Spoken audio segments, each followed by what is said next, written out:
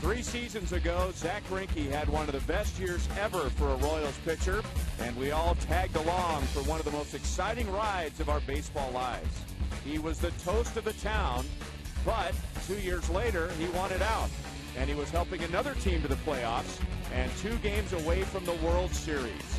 Tonight, Zach Greinke is back at Kauffman Stadium as a member of the Milwaukee Brewers. How will he be received? Royals baseball is next on Fox Sports Kansas City.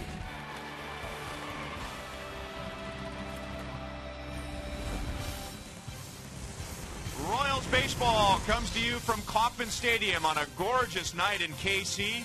Interleague play continues for the Royals on a brief 3-game homestand, all against the Milwaukee Brewers. Hi, everyone. Welcome back to the ballpark with Royals Hall of Famer Jeff Montgomery. I'm Ryan Lefevre, and Monty, let's begin with what everybody's talking about, Zach Greinke coming back to Kansas City. Ryan, when the interleague schedule came out, everyone was very interested in seeing what Zach Greinke's going to be. Is he going to be a starting pitcher on one of these games in Kauffman Stadium? We are lucky to get him here tonight. Everyone's looking to see, can the Royals snap this 4-game losing streak against one of the top pitchers in Major League Baseball in Zach Greinke?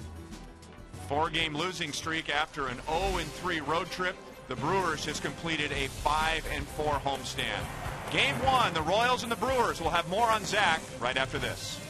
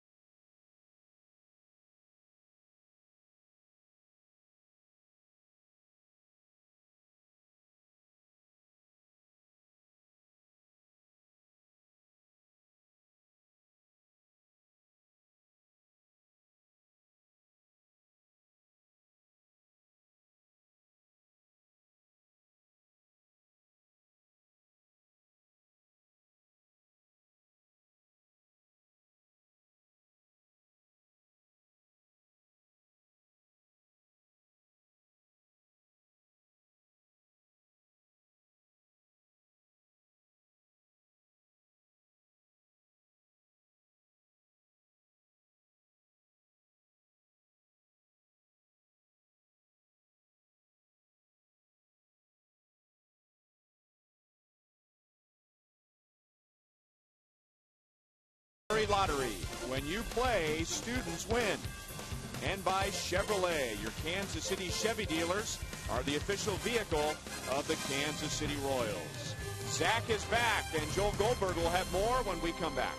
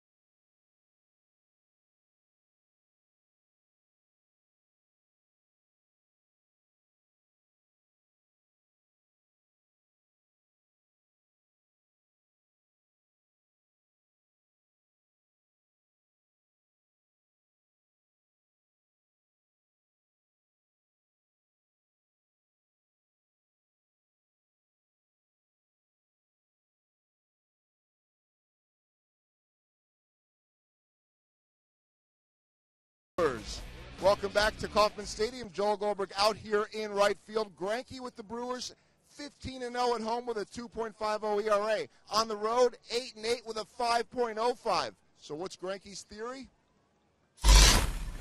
Comfortable at home because, you wake up in your bed. You don't have to go anywhere to get your breakfast and coffee. And sometimes in the hotels they have bad coffee or something, so you have to go do other stuff. And then you get to come to the field in your car.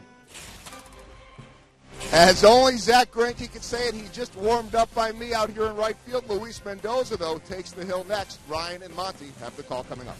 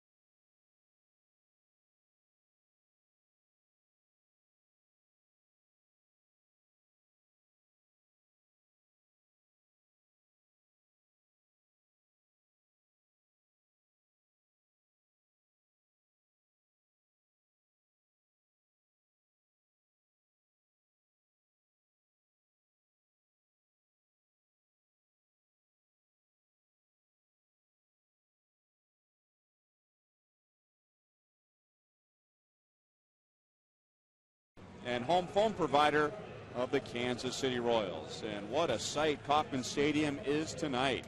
Beautiful blue sky. The Royals are home for a 3-game homestand. We have a giveaway tonight. It's a T-shirt Tuesday. And the Royals will be facing Zach Greinke and the Milwaukee Brewers, managed by Ron Renneke. And in his first year last year, Renneke led the Brewers to a 96-win season. That was a franchise record. They are 12-15 on the road this year. They had a losing record last year away from Miller Park. They were the only playoff team to have a losing road record. And because of several injuries in their lineup, they have big Corey Hart leading off. And he takes strike one from Luis Mendoza. Not often you'll see a 6'6" leadoff batter, but that's the case tonight. And to add to that, a 6'6" first baseman of all things. Although Corey Hart normally an outfielder. Filling in at first base because of an injury to Matt Gamble, who was taking over for Prince Fielder.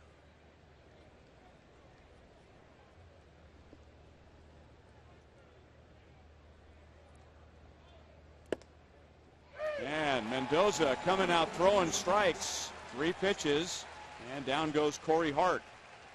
And now let's take a look at the key report for Luis Mendoza tonight. Well, Luis Mendoza has a great sinker. He needs to really focus on that sinker to make that better. He needs to show the curveball and the slider. That slider can be a good out pitch for him. And the thing that made him so effective last year, he pitched downhill very effectively, gets a lot of ground balls. And he's making the start tonight because Felipe Paulino went on the disabled list. This was supposed to be a Paulino-Greinke matchup. And the the last time that Mendoza took the mound. That was on Wednesday against Minnesota when Paulino came out in the first inning. This is Nori Aoki. First year since coming over from Japan, and he was quite a player over there. He was an all-star 7 times. He won 3 batting titles, and on defense he won 6 Gold Gloves. He sounds a lot like Ichiro Suzuki with what he brings to the States. 2 balls, 1 strike.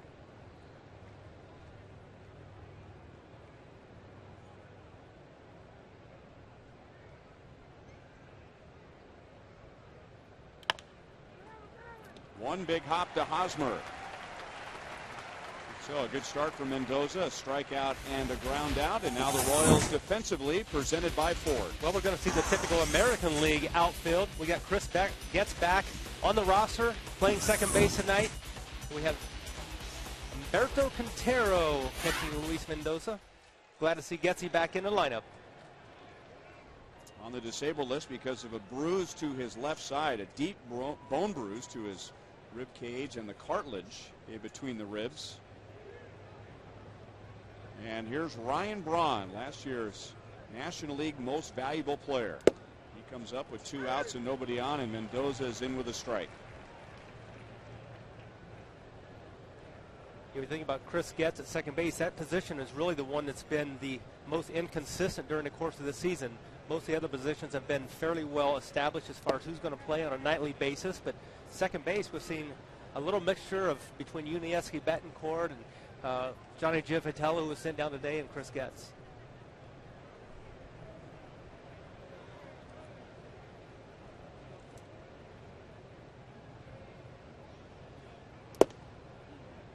Two balls and 1 strike. 81 degrees, a perfect night. A breeze is blowing in from center field. We started right on time at 7:10, and the time and temp is brought to you by the parking spot at KCI.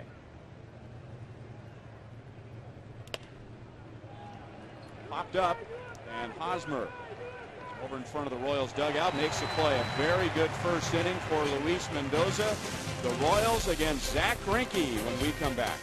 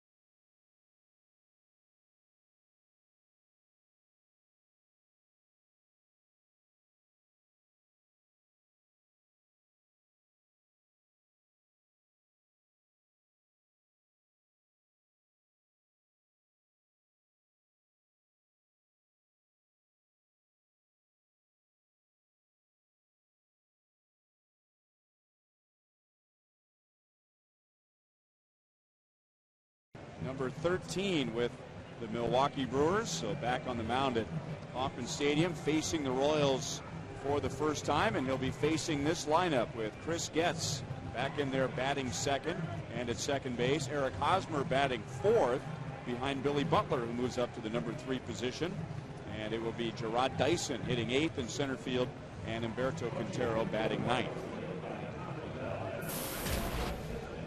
So this is what Zach Greinke has done. 81 strikeouts and 72 innings. That is the 5th highest total in the National League. He's only given up 2 home runs. and just 1 home run in his last 53 innings.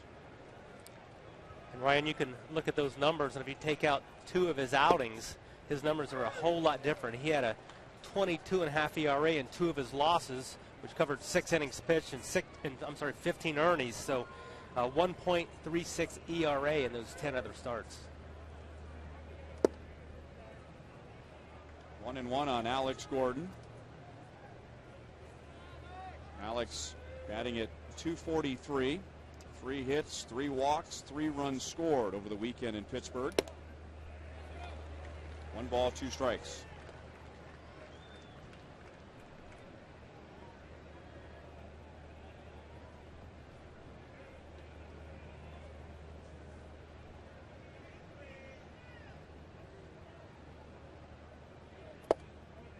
And a fastball just a little bit inside. 2 balls, 2 strikes. That inside fastball really became a signature pitch for Zach Greinke. He learned to establish that inside part of the plate, and he can pitch inside for a strike or up and in for a ball. Alex fills out the count. 3 balls, 2 strikes.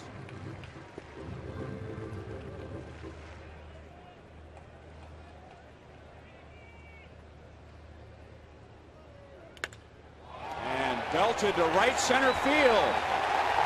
So that's how the Royals welcome back Zach Greinke.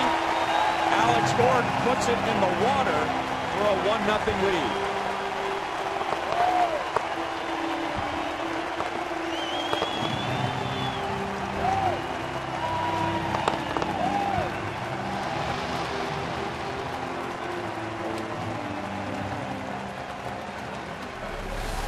Well, this is only Zach Greinke's 3rd home run allowed this year. You see he gets a fastball up in the middle part of the plate. Alex Gordon does exactly what the Royals need to do. They need to establish early in this ball game that they're not intimidated by Zach Greinke, and Alex does it with a big home run. And again, he had allowed only 1 home run in his previous 53 innings. 1 ball and 1 strike on Chris Getz. Back from the disabled list and batting at .277. And he goes the other way and shoots it just foul outside of third.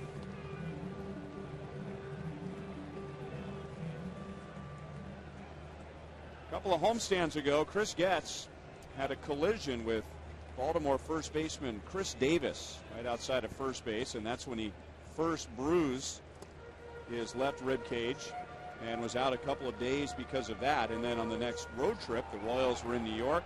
Getz went diving into second base as a runner, re-aggravated the injury. He took the MRI, and that showed the deep bone bruise.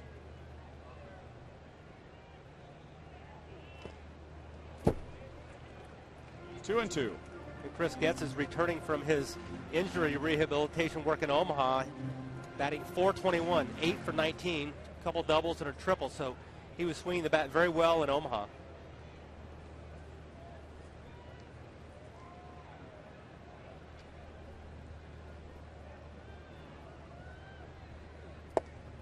Backdoor slider, and Getz is down 1 away. Now we'll take a look at the Brewers on defense, and that's presented by Ford. Well, Ryan Braun, the 2011 National League MVP in left field, is a fixture. Cody Ransom at shortstop. He's their 3rd shortstop they've tried this year due to injury. They've had to try a little different mix at short a lot this year.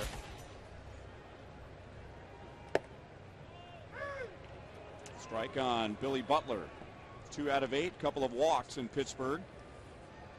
And Billy trying to end a long drought tonight without an RBI. 9 straight games and just 1 in his last 12 games. On one hand, the Royals have never faced Zach Greinke. On the other hand, they have. In the games before spring training begins, they will have inter-squad games where the hitters will dig in against the pitchers. The pitchers are throwing to catchers and hitters for the first time, and the hitters are seeing live pitching for the first time. So they don't have any career at-bats in regular season games, but A lot of these Royals have been at the plate in spring training with Greinke on the mound. And they certainly have seen him from a different vantage point, playing defense behind him, so they know exactly what Zach Greinke is going to feature. Now the next thing is to figure out how to barrel it up and drive in some runs. Slider is swung on and missed. So after the home run, back-to-back strikeouts for Greinke and 2 down in the first. The Royals, Fox Sports, and the state of Missouri are teaming up to help you stop smoking now. The state of Missouri tobacco quit line is at 1-800-QUIT-NOW.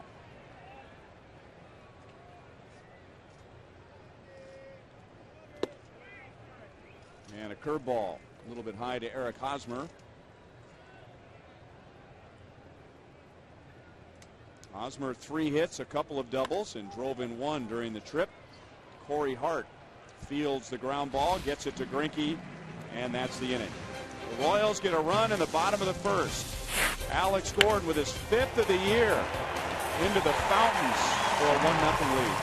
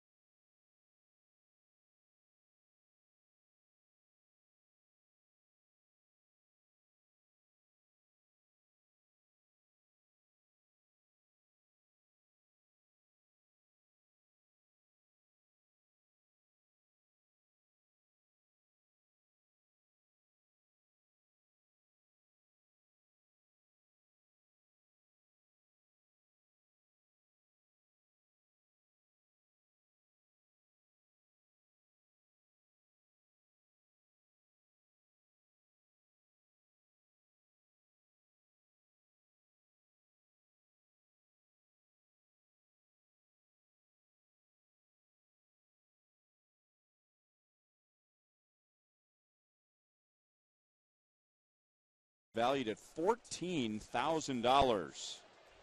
And Alex Gordon with his first home run since April 27th. After 5 days, 64 home runs have been hit, raising $896,000 for prostate cancer research. And you can donate by calling the number on your screen or visiting the website.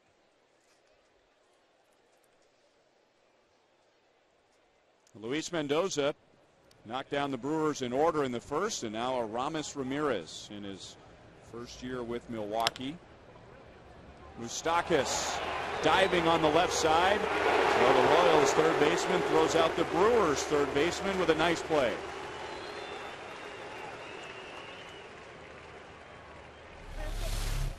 Luis Mendoza gets his ground ball, but forces Mike Moustakas to make a nice diving stop and a real nice throw across the diamond. Excellent play.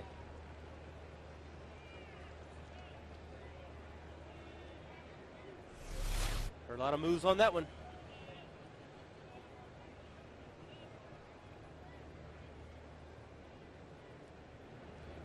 And this is Taylor Green, who is the Brewers' designated hitter. Brewers are without who was going to be their regular first baseman, Matt Gamble, their regular shortstop, Alex Gonzalez, and Gonzalez's backup was Cesar Izturis, and he's done. So it's opened up some opportunities for others, and Taylor Green was the Brewers' minor league player of the year last year. He was also the minor league player of the year in 2007. That's a little strange. You don't normally see somebody from the minor leagues win that same award and 4 years apart. Normally they're going to have some big league time somewhere at some point in those 4 years.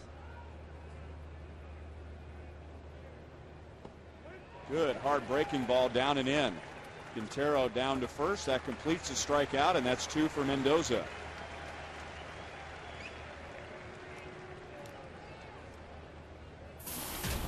We invite you to bring the entire family to Major League Baseball All-Star Fan Fest from July 6th through July 10th at Bartle Hall.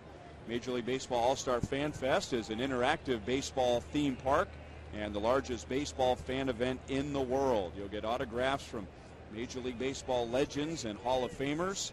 To guarantee your preferred date and time slot, go to allstargame.com.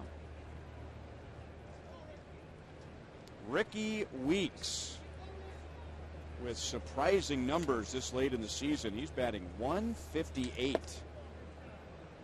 And you say, well, he must have missed a big chunk of games, right? Nope. He's played in 56 games and hitting .158. And last year, Ricky Weeks was an all-star, hitting .269 with 20 home runs. So he had a much different season last year.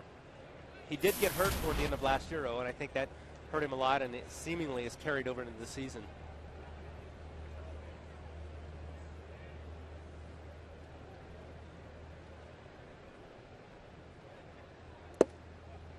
Three balls, one strike, and you figure the last thing Mendoza wants to do is walk a .158 hitter with 2 outs, but Weeks is among the league leaders in walks, even with that low batting average.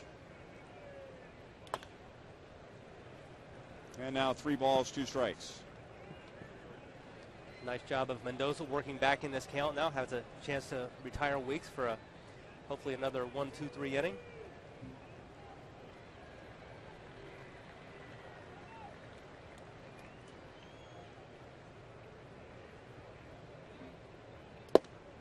And he will walk. And that's for the 39th time this year. And the 26th walk for Luis Mendoza.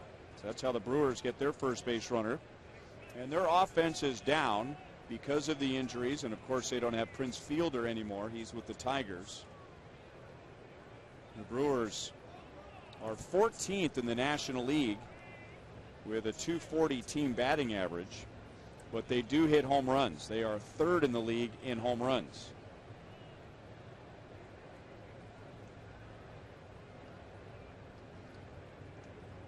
And with all those injuries we were talking about to their shortstops, they have recently signed Cody Ransom, who is with the Arizona Diamondbacks. And Arizona was here a couple of homestands ago, and Ransom was with them. And now he's the shortstop for Milwaukee. Talk about the Brewers lineup. If you look at their lineup, you got Ryan Braun hitting 3rd. He's the guy in that lineup that has really had a really nice season. And we go back to last weekend's series against the Pittsburgh Pirates, and they had Andrew McCutchen. They had a struggling offense just like these Milwaukee Brewers. And they had Andrew McCutchen there in the middle that you really want to kind of stay away from.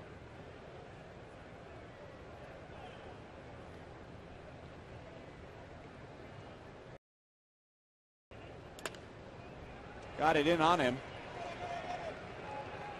And it's Mike Moustakas, who started the inning with a diving play at 3rd, and 2 scoreless innings for Luis Mendoza.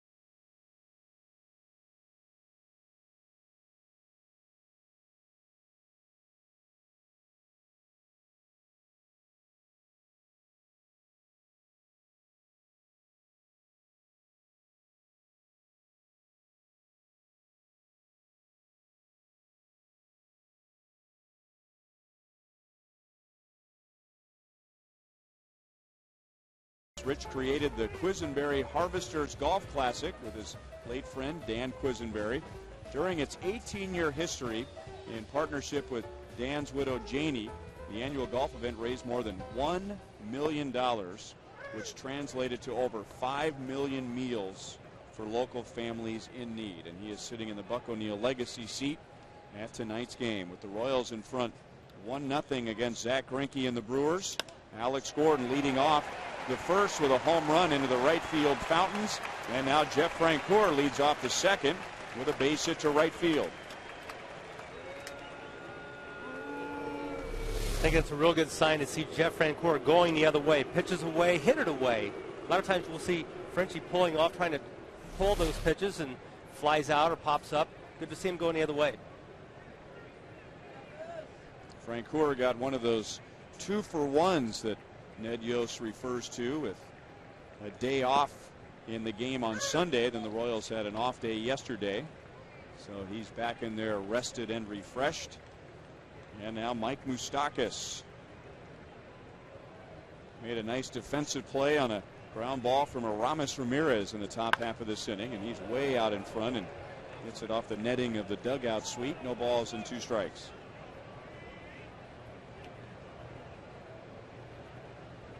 Royals coming off their first losing road trip of the year, and that didn't happen until the middle of June. And the big topic in that Royals-Pirates series was the Royals' batting average with runners in scoring position, and that's been a problem for them in the month of June. And you can't afford to have a bad game with runners in scoring position when you're facing a pitcher like Zach Greinke, because you simply, if he's right, you're simply not going to get many opportunities. Right, not many opportunities to get runs across, so as you mentioned, you got to take advantage of it. Moustakas strikes out, and that's 3 already for Greinke. And 1 down in the second.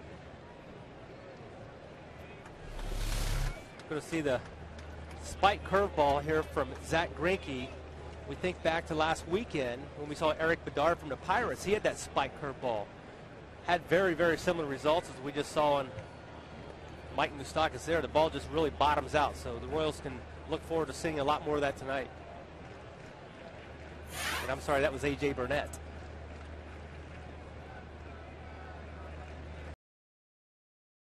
So here's an interesting matchup. Zach Greinke, along with Yuniesky Betancourt, traded to the Brewers for Alcides Escobar and Jake Odorizzi and Lorenzo Cain and Jeremy Jeffress. I'm sure there's a little extra adrenaline flowing in both bodies at this stage.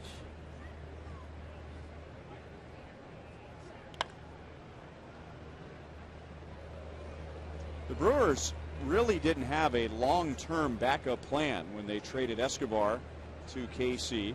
They just felt like they could go out and get another shortstop if Yuniesky Betancourt didn't work for the long term, and it didn't. He was just there for 1 year, and now he's back with Ned Yost and the Royals. But the Brewers just badly needed starting pitching. In 2010, the Brewers had an outstanding year on offense. Braun and Fielder were leading the National League in runs scored. They were hitting home runs, lighting up the scoreboard every night, but they were a .500 team. So just trying to slug their way through the season wasn't working, so they had to give up Escobar and others to get starting pitching. And it worked out for Milwaukee last year as Escobar avoids the double play, and he's at first with 2 outs. Always hard to grade or judge trades until you have a little history, but this one seems to have worked for both teams. Here we're going to see Alcides Escobar hit into a potential double play, hustling down the first base line, and Frenchie does a nice job going into Ransom at second base, so no double play.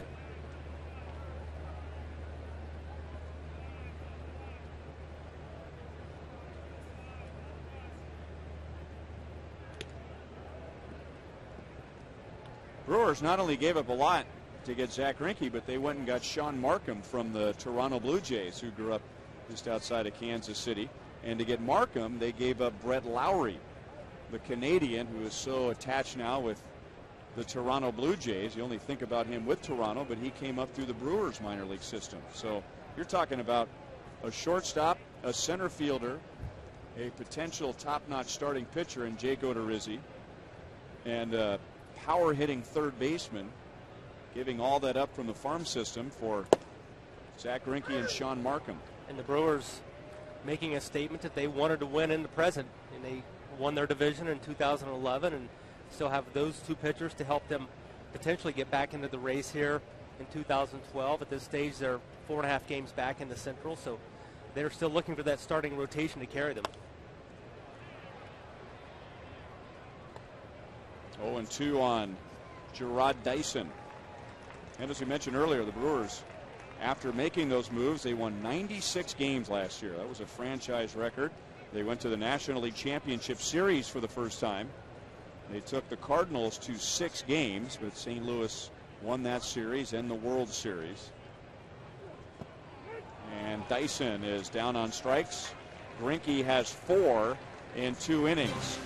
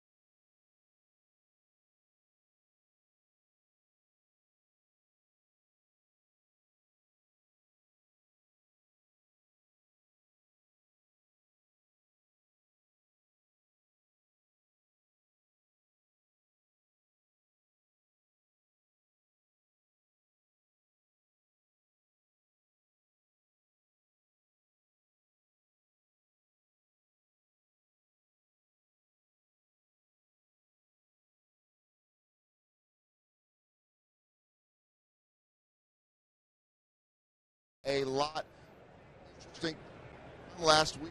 Myers, grand slam, and then we saw Salvador Perez as he continues his rehab, and Jake Odorizzi, who came over in the trade with the Brewers for Zach Greinke in that game, pitched very, very well. And should point out, guys, he was on the hill today. His start after this one that we are seeing. And Odorizzi, 5 1/3 today, 4 hits, 2 earned runs, 1 walk, and 7 strikeouts. He's now 4-0 at AAA. Perez went 2 for 5 today, but they're still going to be cautious with his return. And Will Myers 0 for 2, 3 walks and 3 runs. So a lot of guys on the field right now that we could see at some point this year. All right, thanks, Joel. And there's Clint Robinson, who was at AAA, now up here with the Royals. Had a couple of at-bats in the Pittsburgh series over the weekend. He's probably sitting over on the bench saying, I had to go up against Joel hand in hand, my first at bat, the Pirates closer, and now I may have a chance to face Zach Greinke tonight. Little pop-up into shallow center field, and Dyson is there to make the play on Martin Maldonado. Every Wednesday is Ink Student Night and Local Music Showcase. Just show your valid student ID at the box office to get a $7 ticket. Make sure to get here early for live local music and drink specials in the outfield experience. And the next one is tomorrow night, a 7:10 game with the Royals and Brewers. Go to royals.com/student night for more information. Niger Morgan batting 9th for the Brewers. And we were talking about Ricky Weeks last inning, and some numbers that really jump out when you see what he's done this year. For Morgan, it's the fact that he has only 2 RBIs. He flies out to Gerard Dyson, 2 down in the 3rd inning. And he went 138 plate appearances this year before getting his first RBI, and that was a major league record. I don't think he's going to reach 100 this year.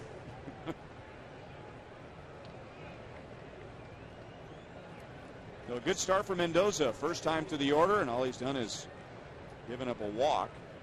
He struck out Corey Hart to begin the game on 3 straight pitches, and now Hart fouls the first pitch away.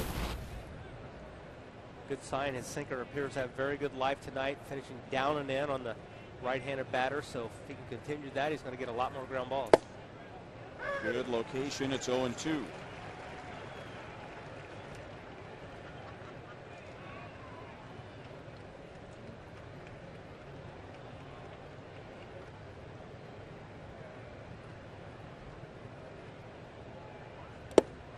Got him with a breaking ball. 2 3-pitch strikeouts for Mendoza against Corey Hart, and 3 strikeouts for Mendoza in 3 scoreless innings.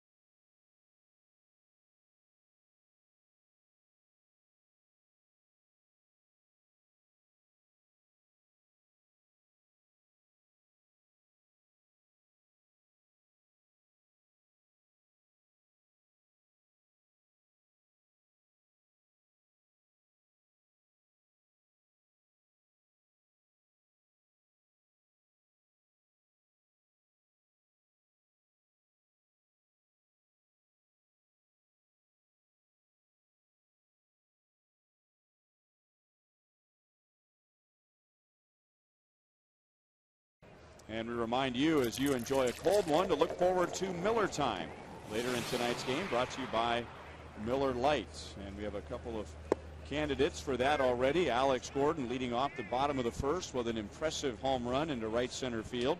And Luis Mendoza has pitched 3 scoreless, hitless innings.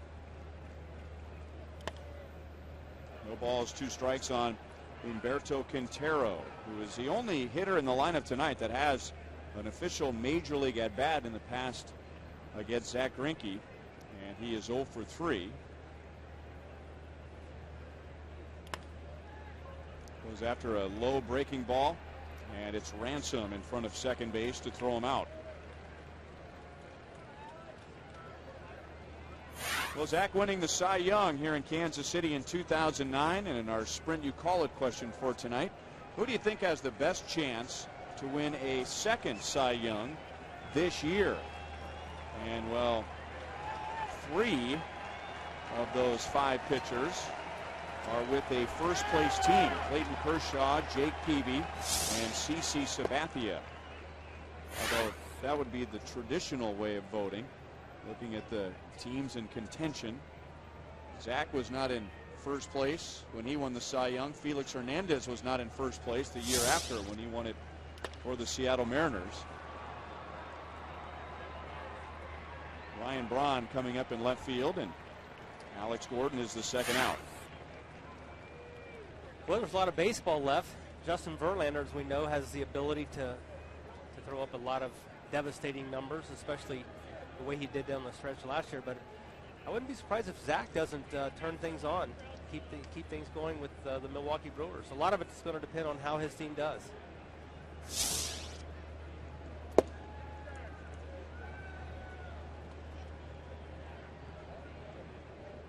1-0 to Chris Getz, who struck out in the first inning.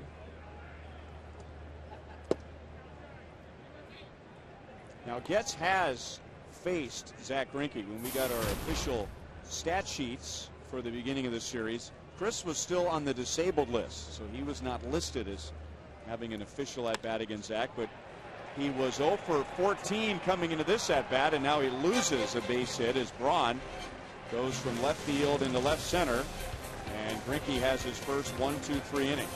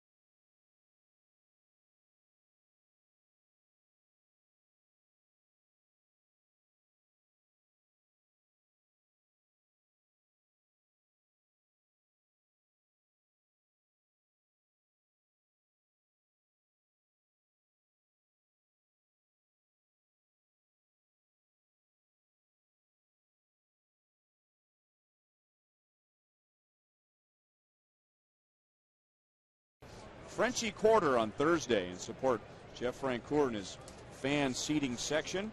$21 gets you in the ballpark and in the right field cheering section. A limited edition Frenchie Quarter t-shirt and Mardi Gras beads. Tickets at royals.com/Frenchie. And Thursday will be the final game of this series and the final game of this very short homestand. Aoki is down as he's hit by a Mendoza pitch, and that's just the second base runner for the Brewers. They are still without a hit. So Mendoza has walked Ricky Weeks, and now he has plunked Nori Aoki. Well, he has that big high leg kick, so I'm sure it's hard for him to get out of the way. Pitch on his back foot. Like he had a little protection on the shin, but nothing on the foot.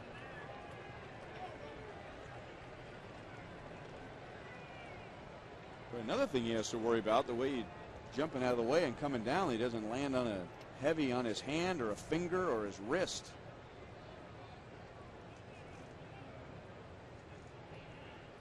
So that puts a man on for Ryan Braun, and that's stroke to left field. Alex is back and he runs it down.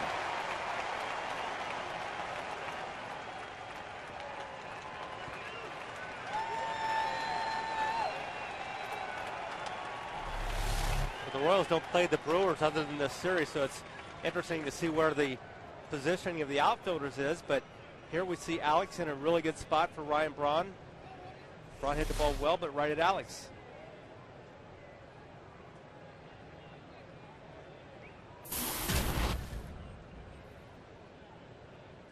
So a good defensive play for the Royals.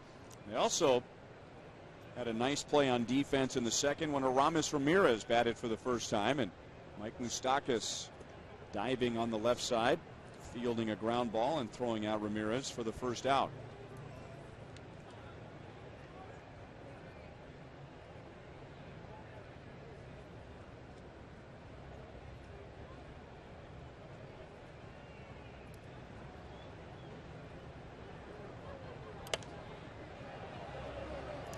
that is out of play, 0-1. And here's that play turned in by Moustakas in the second. Yeah, really nice play. If he gets that same ball this time, he may get a double play out of it. But real nice play going to his left by Moose.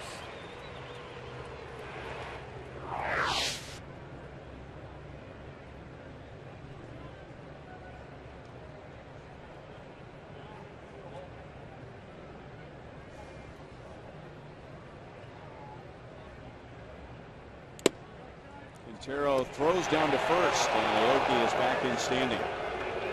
Something to keep track of when Mendoza is on the mound is how many ground ball outs that he has, because that's his game, trying to keep the ball down and keep the infield busy. Well, he has recorded 10 outs so far tonight, and half of those have been in the air. So that's not a good ratio for him. However, the ball that Braun hit in this inning that resulted in the line out to left, that's really the only hard hit ball in the air.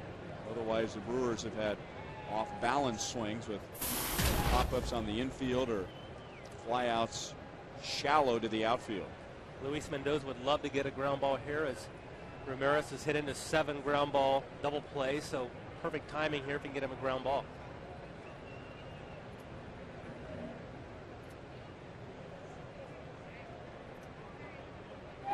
Aoki runs, and that's lined up the left field line and foul.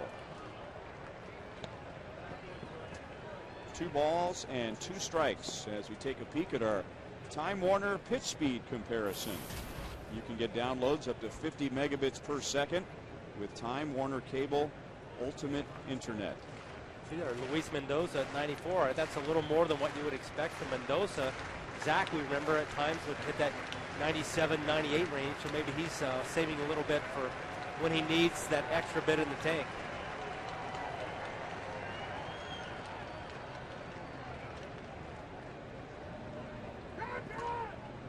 Timeout had been called. Always frustrating as a pitcher when that would happen. You're right in the middle of getting ready to make a pitch, and the umpire gives the hitter timeout. Looked like it actually almost even started.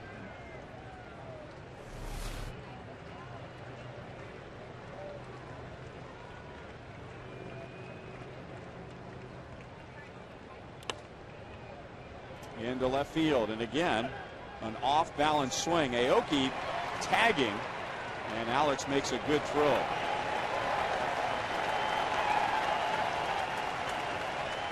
So Aoki hit by a pitch to begin the inning, but he's still standing at first with 2 down. Even if they're hitting some balls in the air, they're off balance swings, hitting off the front foot. Here Aoki thinking about it. Oh, that's Alex. That's a Gold Glove guy out in left field. I better put on the brakes.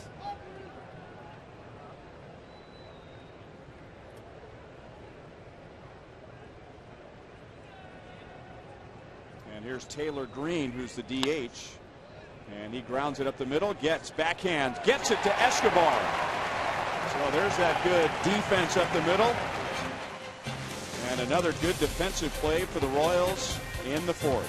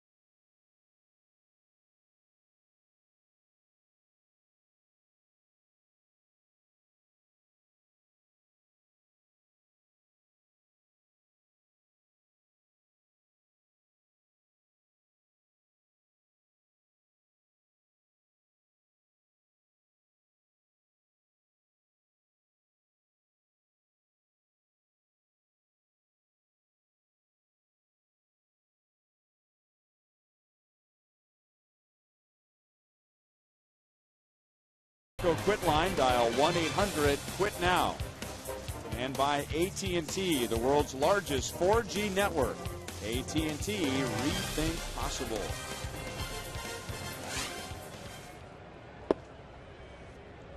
Billy Butler struck out in the first inning, fooled by a Zach Greinke slider. Greinke has struck out 4 in the first 3 innings.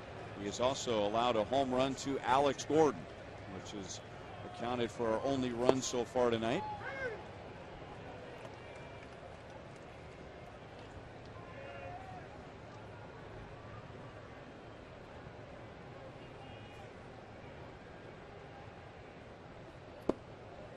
Curveball is down and away. 2 balls, 1 strike. A couple of first-round draft picks looking up right here. Zach was the Royals' first-round pick in 2002. Got to the big leagues in 2004, and when he did, he became the 3rd youngest pitcher to appear for the Royals at 20 years, 214 days old, behind Brett Saberhagen and Mark Littell. And that's the second time he has rung up Billy. So he's got him swinging and now looking at a fastball, 1 away. Right, during that 2004, here we're going to take a look at the that ball just by Billy. Didn't get a good read on it. See Zach here in perfect position, right in line with home plate, gets his arm up top. That's picture perfect delivery right there.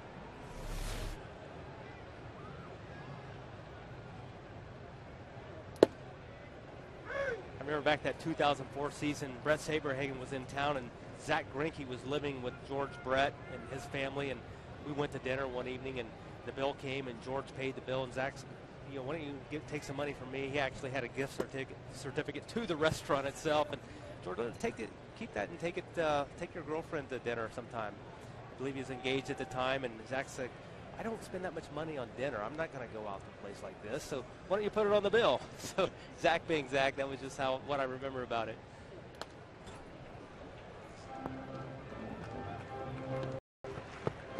You know, we wondered what kind of a career he was going to have. He shot up to the big leagues, and as you pointed out, so young that year.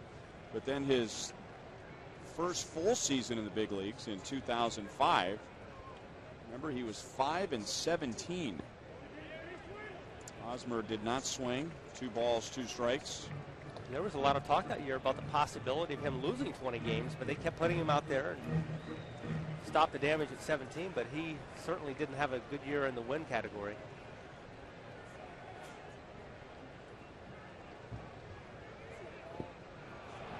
And now Hosmer strikes out at a pitch in the dirt, and Greinke has 6, and we're not even done with 4 innings.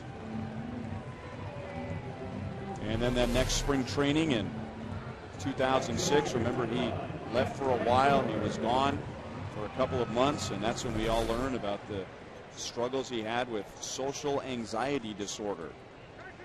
Came back and made a rehab in the minor leagues, rejoined the Royals late in the season in 06, and then we thought for a while that he would put his career back together as a reliever. Yeah, he may be a closer type. He had really good stuff out of the bullpen, but it seemed like that really helped him focus on his abilities and the stuff that he possesses. He was actually dominant, really using 2 pitches, and I think that allowed him to focus on using his good stuff.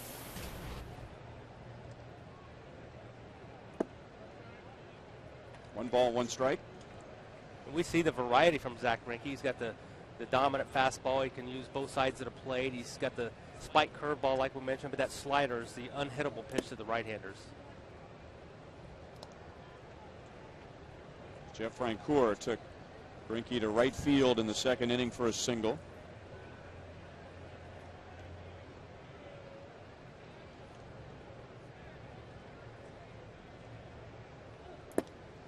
I remember when he first came up too, Monty. Remember, even though he had the ability to throw 95, 96 miles an hour, remember, he was a control pitcher. I mean, there were more fastballs in the mid to upper 80s than there were in the mid-90s. His command is incredible, especially at the time for such a young pitcher. He did remind me a lot of Brett Saberhagen. He has 7 strikeouts in 4 innings. However, thanks to Alex Gordon and Luis Mendoza, the Royals lead 1-0.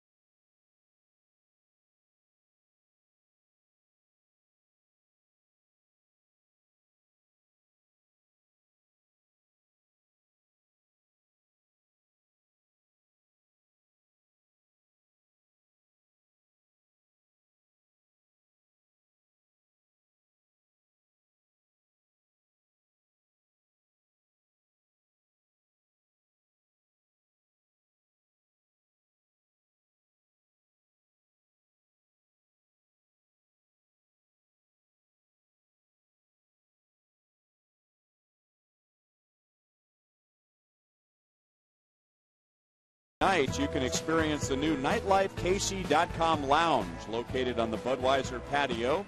Tickets are just $30. That gets you in the door. 2 beverage vouchers, a private DJ, plush seating, and much more. So come on out and enjoy this unique atmosphere. The first game is this Thursday, and you can get your tickets now at Royals.com/NightlifeKC. 4 hitless innings for Luis Mendoza. And about to be 4 1/3 as Eric Hosmer handles the pop-up from Ricky Weeks. 1 down. Let's go to Joel. It's Tuesday, guys, and that means time for Twitter questions. And I think this is the one that has been on the minds of a lot of Royals fans. From Nicholas Napple at NK Napple. Will the Royals ever get Zach back? I've got my opinion. Guys, what do you think?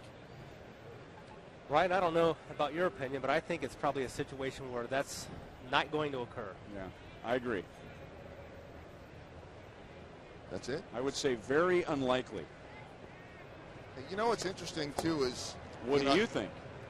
But, a lot of people assume... What do you think? I don't think he'll be back. How about that? Thank you. But, a lot of people say, oh, he still has the place on the plaza and all that. And all the people that have asked me that over time, I say, do you have any idea whether he likes it in Milwaukee or not? And that's another market that's, kind of quiet. And he's had success up there. And so, we had Craig Kashan from Fox Sports Wisconsin on the pregame show, and he said that he believes that the Brewers will do everything they can to keep him in Milwaukee. I will say this, Joel, that even though he'll be able to command top dollar on the free agent market, I would personally be surprised if he ended up somewhere like New York or Boston or Chicago. I think the pace in Kansas City worked for him, and I think the pace in Milwaukee works for him. Yeah, I agree with that. He's a special breed of player that needs to have that continuity, that he can control it a lot more in a smaller market. Luis Mendoza has struck out 4. Cody Ransom is 0 for 2. 2 down. Brandon Salisbury, BM Salisbury, tweeted in the FS Kansas City, does Greinke or any other player hang out with their former teammates during a series like this, Monty? Well, sometimes you do, but it's not going to be at the ballpark. It's going to be at lunch, or maybe if you have an early game, you can go out and have dinner afterwards. A lot of times the wives actually grow closer than the players do, so they end up coming on a road trip and getting together, but it's always outside the ballpark. Monty, this is one that I think people are curious about. Benjamin Weitzel tweets in, explain clubhouse dues in more detail, and how is it related to or different from a per diem? Well, on the road you get a per diem, and that can be spent however you want. But both at home and on the road, the clubhouse will provide you with meals. They'll provide you with laundry service and shoe shines, and they'll run errands for you. And you basically are on your own to pay that clubhouse manager what you feel is adequate. But they do a lot for you, so you certainly want to take care of those guys. And you end up, especially the home clubhouse guys, you spend a lot of time in their clubhouse. So again, the better you take care of them as far as the amount of dues you pay them, the better they treat you.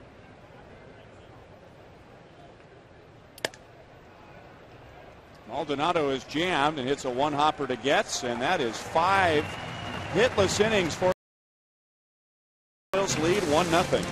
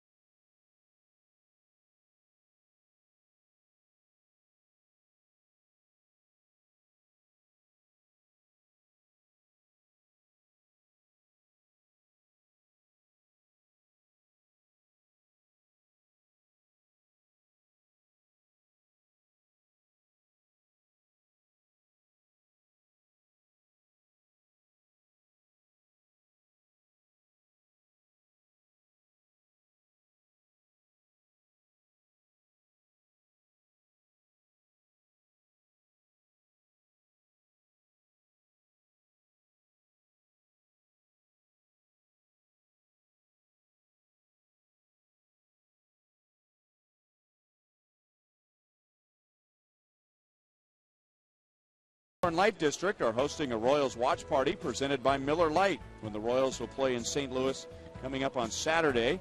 The activity started noon with a special Saturday afternoon game at 1:10. There will be free prizes, alumni autographs, interactive games. Admission is free, so come downtown to the Power and Light District to cheer on the Royals on Saturday. 7 strikeouts in 4 innings for Zach Greinke, but he and the Brewers are down 1-0 as Alex Gordon led off the bottom of the first with a long home run into right center field. And there's Jonathan Sanchez, who has rejoined the Royals. The Royals have not yet announced officially who the starting pitcher will be on Thursday in this series, but that might be a sign that it'll be Sanchez. I would say that's probably a very good sign.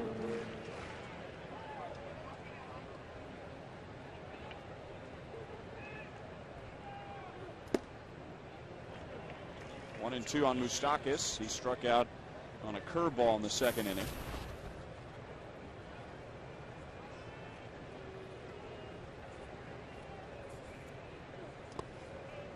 Two balls, 2 strikes.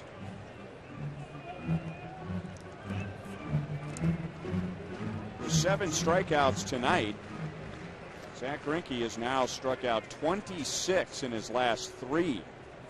And that includes 12 on Wednesday against the Chicago Cubs. That came in 7 scoreless innings where he only gave up 2 hits.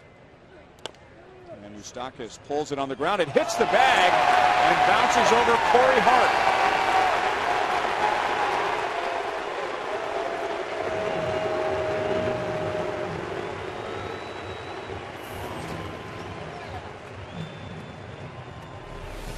Ryan, sometimes a little luck can go a long way, and this time that luck is going to take Mike Moustakas from bouncing off the first base bag all the way to second base. Nice little break for Moose.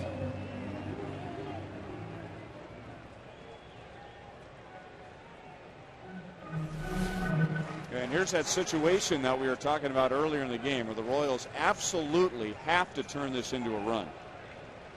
The Brewers think that Escobar is going to bunt. They bring the corners in, not all the way, and Escobar takes ball 1. He reached on a fielder's choice in the second inning.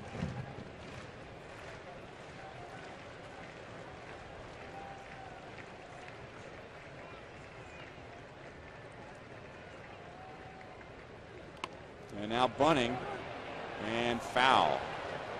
Nice diving attempt by Hart. 1 ball, 1 strike.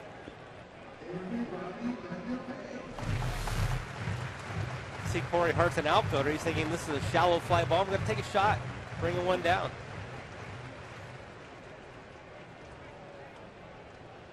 You know, Rex and I have talked about this before, and this is where bunting has taken a nosedive in the game.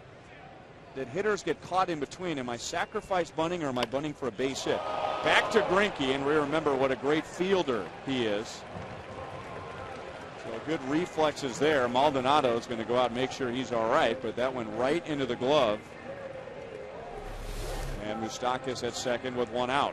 Tough to do as a pitcher because you don't know how hard that ball's hit at times. That one was right at Zach. He had no choice. But a lot of times that ball comes at the pitcher almost like a changeup off the batter's bat, and it's harder to catch. That one's right in front of Zach. Saw it all the way, but he is a great fielding pitcher.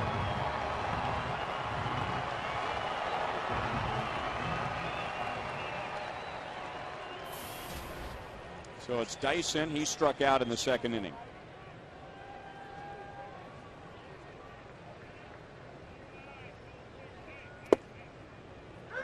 Breaking ball at 73 miles an hour, in for strike 1. Yeah, back to the bunting. In a situation like this, you got a Zach Greinke on the mound. You got a run on the board, but certainly not sure that's going to stand up. But you think runs are going to be scarce tonight. You'd sure like to see an opportunity to get Mike Moustakas to third base with only 1 out. That will be in the seats, and it's 0-2.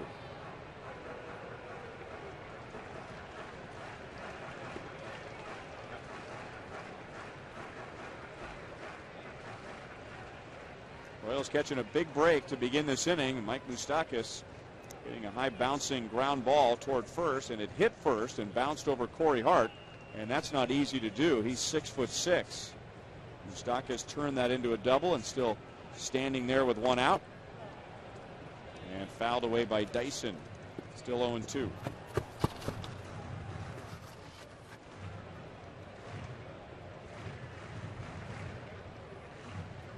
That number that we referred to so many times in the Pittsburgh series.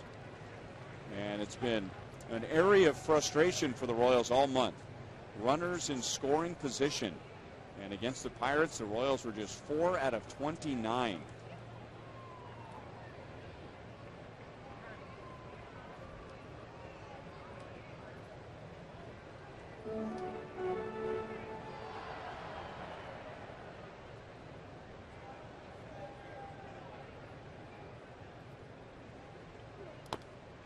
Still alive, no balls, 2 strikes. We know the Royals came out of the month of May with an excellent record in May, winning 15 games, but June has been a different story. They've had good pitching, but only 3-6 because of the offense's sputtering it. But overall, hitting .241 in the month of June, a major league low 24 runs scored.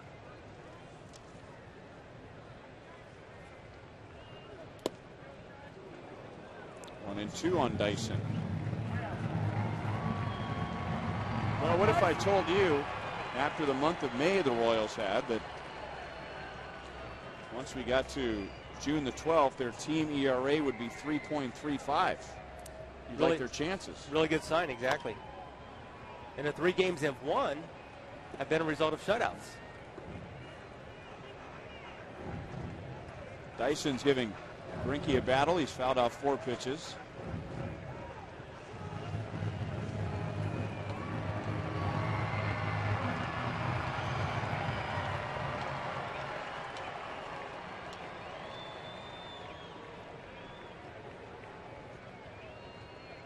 Greinke had retired 9 in a row before the Moustakas double. And now Dyson takes just outside. Maldonado tried to frame it.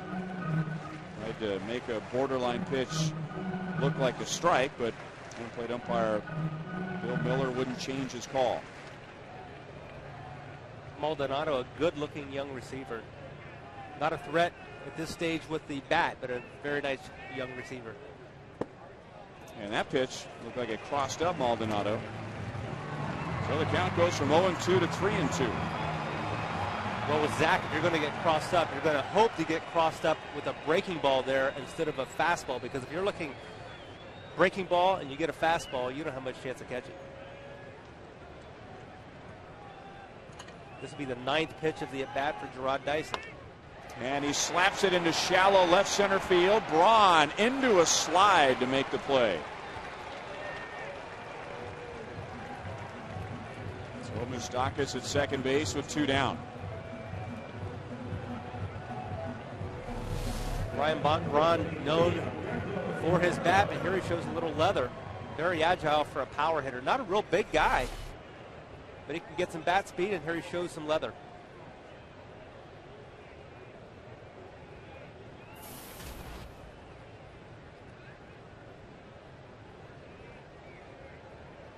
Quintero rolled out to short in the 3rd.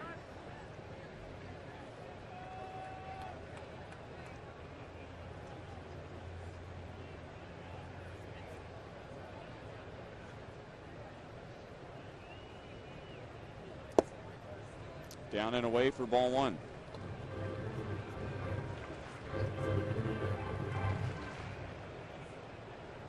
Not easy to say how Zach Greinke would have pitched Jarrod Dyson in that bat, but had Alcides Escobar moved Mike Moustakas over, that fly ball to left possibly would have scored a run. And you just absolutely have to turn these situations into runs. I mean, it's one thing to sit back and say, well, we'll get him next inning, or let's play for the big inning, but the odds are just against having a runner at second base and nobody out against Zach Greinke in the innings to come, and the chances are even slimmer to build a big inning against him. A big inning that would require 3, 4, 5 hits.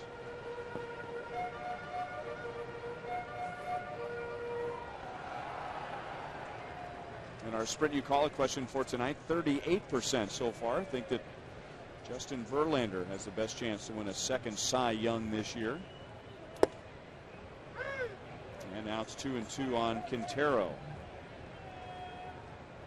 Verlander's Detroit Tigers have been a big disappointment. 4 games under 500 so far, and 3rd place in the American League Central.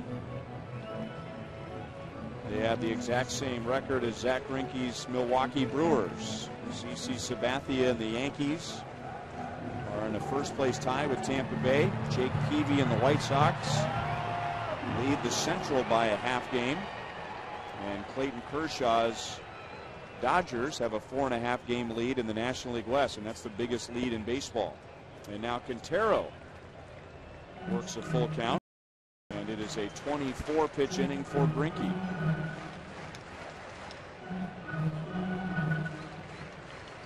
Zach Greinke at 78 pitches on the evening, and conversely, Luis Maldonado only 54 pitches through 5 innings, so very efficient for Luis Mendoza. Quintero trying to go the other way.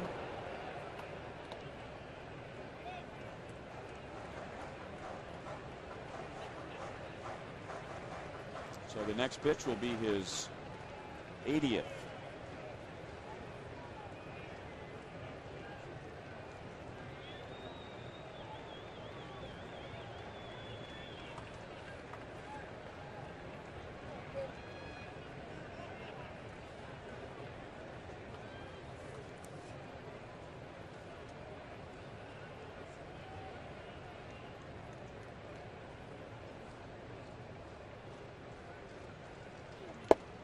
And he strikes out. Royals had a runner at second base with nobody out, and Moustakas never gets to third.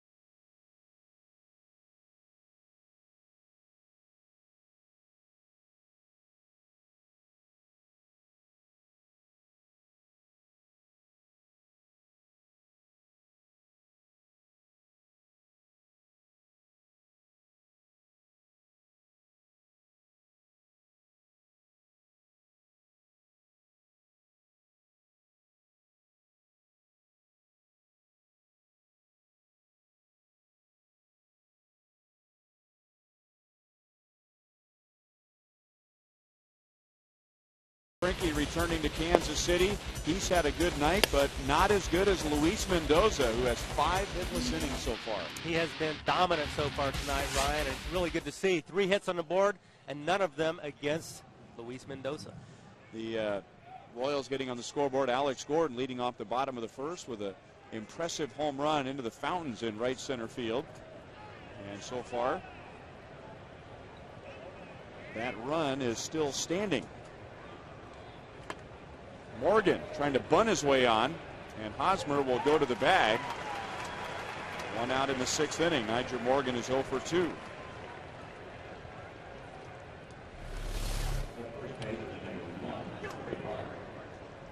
When you're struggling, you'll try anything. Nyjer Morgan here trying a little bunt down the first base line. Let's take it with us here, but Eric Hosmer right on top of it.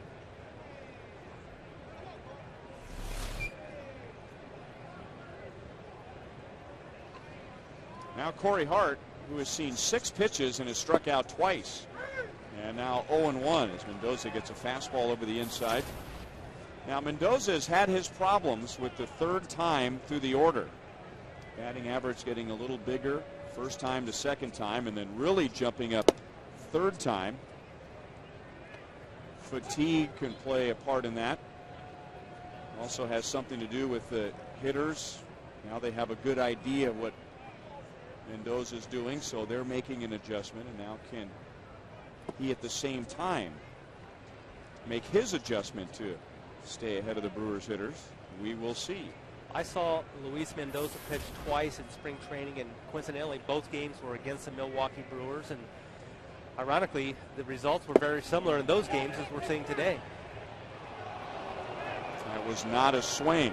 Dale Scott is the first base umpire and crew chief, and now it's 3-1 on Hart. Like to get that one, but Hart didn't quite go through the zone. Didn't make an attempt to hit the ball. Popped up. Very shallow right field. Francoeur making the call and the catch. 2 down.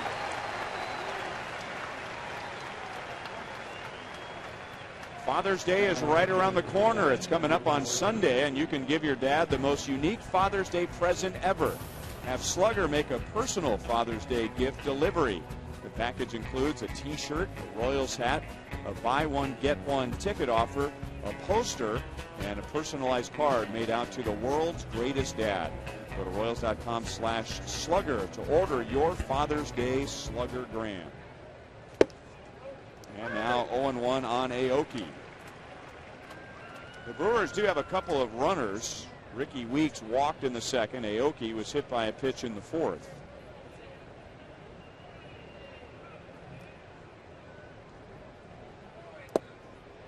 And it's 0-2. Luis Mendoza just continuing to use that breaking ball effectively. He's got the good sinker. He's throwing a sinker in on righties, away to lefties. But that breaking ball has made that sinker much better, and vice versa. The breaking ball has been an effective pitch for him.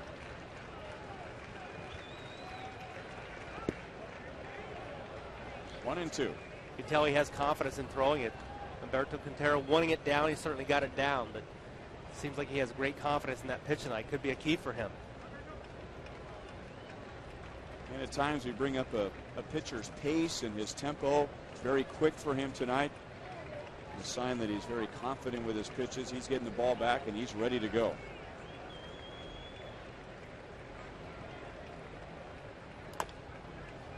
Pulled on the ground to Hosmer.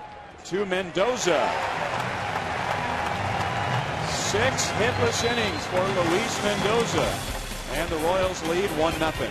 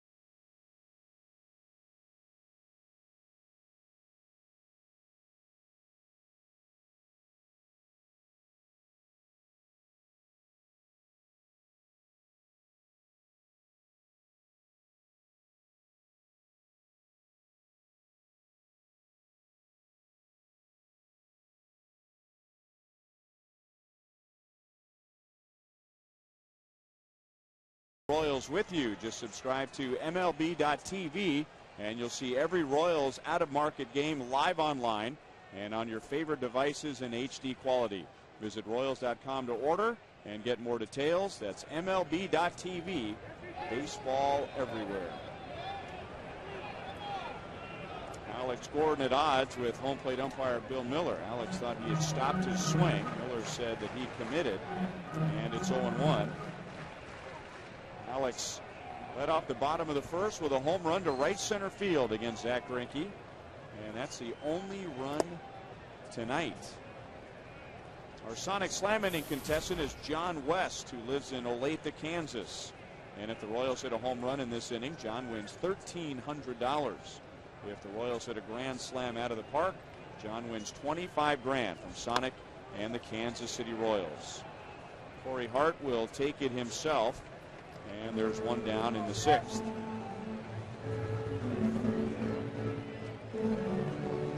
Zach Greinke has 8 strikeouts, no walks, and he's retired 13 of the last 14. He worked around a leadoff double in the fifth.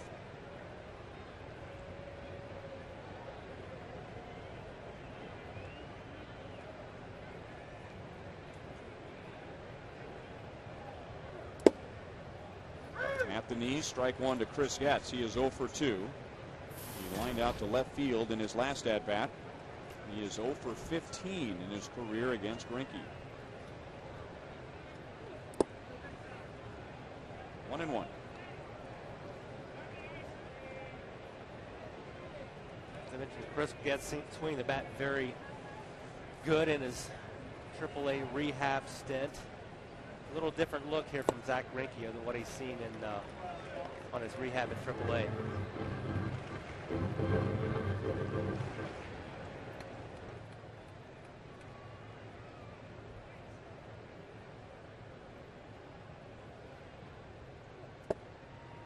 Three balls, one strike.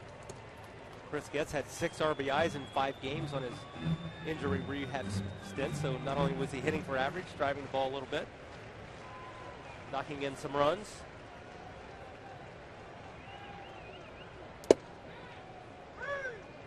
And now 3-2.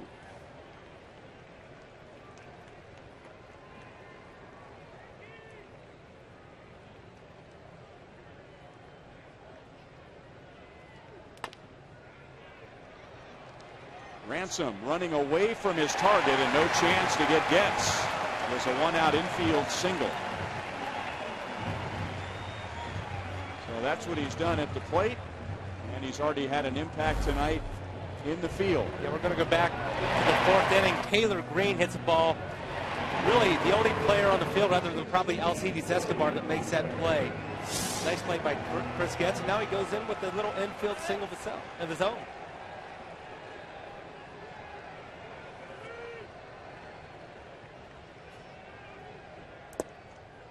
Ball one to Billy Butler, who's had a bad time so far against Zach. He struck out swinging in the first. That was on a slider. And then looking at a fastball in the fourth.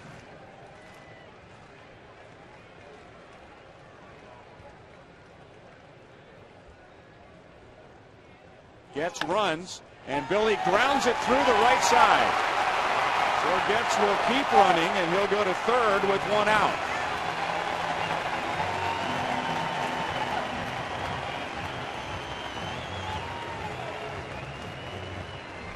Billy Butler with a great job of handling a bat here. You see Chris Getz takes off on the hit and run.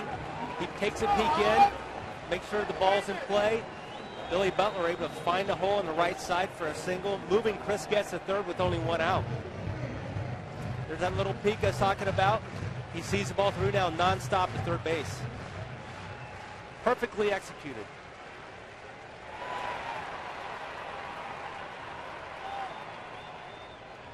Now can the Royals get a runner in from third with 1 out?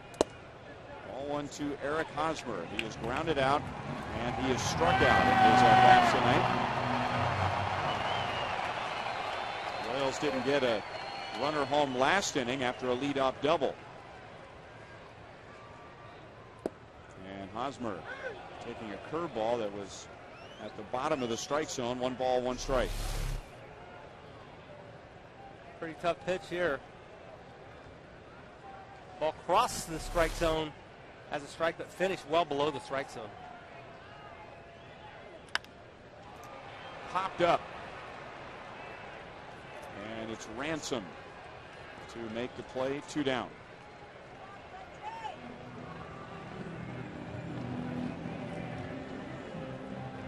So first and third, 2 outs. And it brings up Jeff Francoeur, who has one of the 5 hits against Greinke tonight. He singled to right in the second, and then Greinke struck him out in the 4th.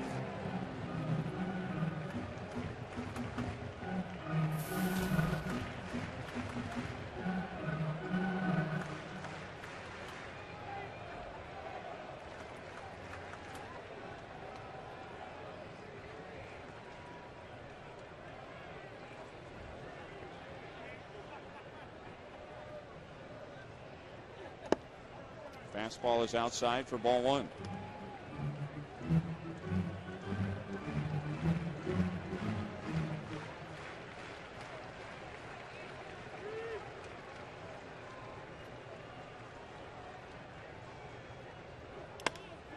To right field again, and on the run and making the play is Aoki. So again, Greinke pitches out of it.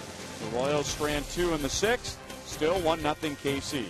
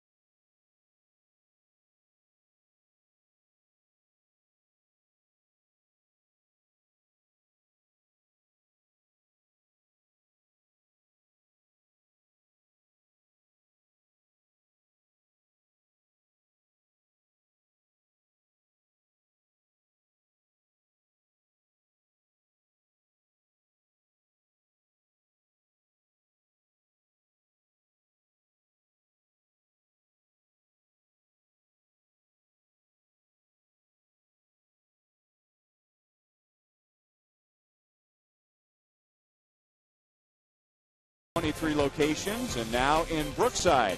Visit us online at PaneraKansas.com. And by AT Uverse, the new wireless receiver from AT Uverse. Visit att.com/freeyourtv. Rethink possible. A great night for many reasons. First of all, the weather, the hype.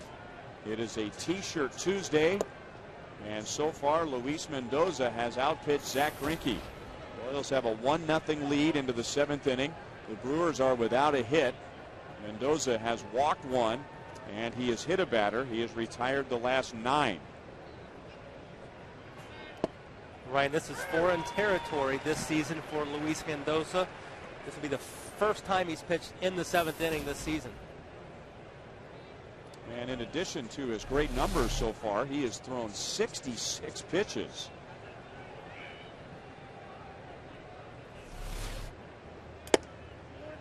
Two balls and 1 strike on Ryan Braun, who has one of the few hard-hit balls tonight. Braun lined to left in the 4th inning. Gordon making a nice running play. And Braun is also fouled out to first. Grounded, Moustakas throws from foul territory, and that draws Hosmer off the bag. Now Braun's going to go to second, and the Royals should have gotten an out there. Braun will end up at third base with nobody out. Boy, I thought Ryan Braun was dead trying to go to second base. Looked like Chris Getz had a little difficulty getting a good handle on it. Maybe threw kind of a changeup down to Alcides Escobar at shortstop. But tough break here for Luis Mendoza. This is going to be scored ahead, so that's a first hit. Mike Moustakas just loses a little footing. Otherwise, he probably throws Ryan Braun out at first base. And then after the ball comes off the screen there, Chris Getz comes up throwing quickly. End result, Ryan Braun standing on third with nobody out.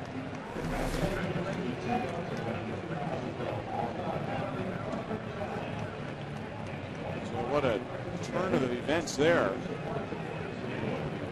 No hits for the Brewers. And after an infield single, 2 errors on the play. The sending Braun to second, and the wild throw by Getz sending him to third.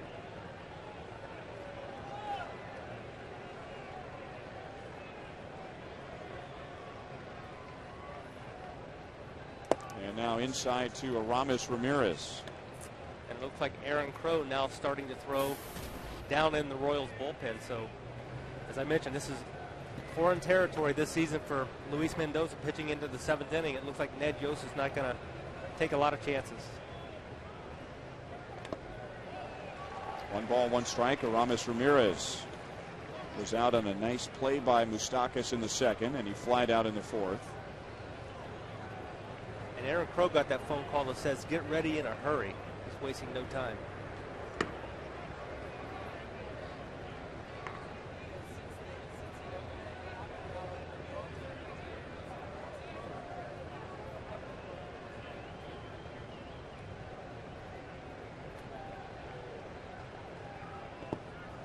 Nice play by Quintero with a runner at third. 2 balls and 1 strike. Takes a lot of confidence in your catcher to throw that pitch with a man on third, nobody out. Especially representing the tying run this late in the ball game. Mendoza has 3 wild pitches so far this year.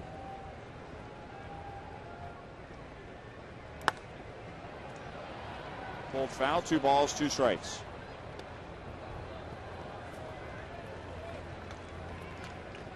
Well, the Brewers will try and do in this inning what the Royals were unable to do in both the 5th and 6th innings, and that is try and manufacture a run, perhaps score a run with an out. The Royals, with nobody out, have the infield back. If Mendoza could strike out Ramirez, they might bring the infield in with 1 out.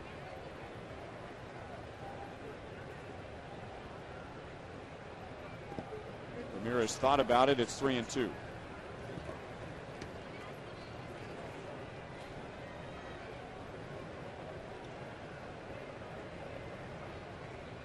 We saw Zach Greinke work out of a man on third, less than 2 outs against Eric Hosmer last inning when he got him to pop up the shortstop, short of a strikeout. Probably a pitch inside to sawing off the batter, hoping Ramirez can pop one up on the infield as the only chance of probably getting out of this, leaving the runner at third base as well. And again, trying to go with a strikeout pitch, but Ramirez wouldn't go for it. That's Mendoza's 2nd walk. And now runners 1st and 3rd, nobody out, and here comes Ned Yost. Well, Monty brought up that Mendoza hasn't pitched this deep into games, so you have to look at the innings. You also have to look at the number of pitches, and Mendoza as a starter was going about 80 pitches per start. He's at 74 right now as he departs. A Chevy call to the bullpen, and a much-deserved ovation for Mendoza.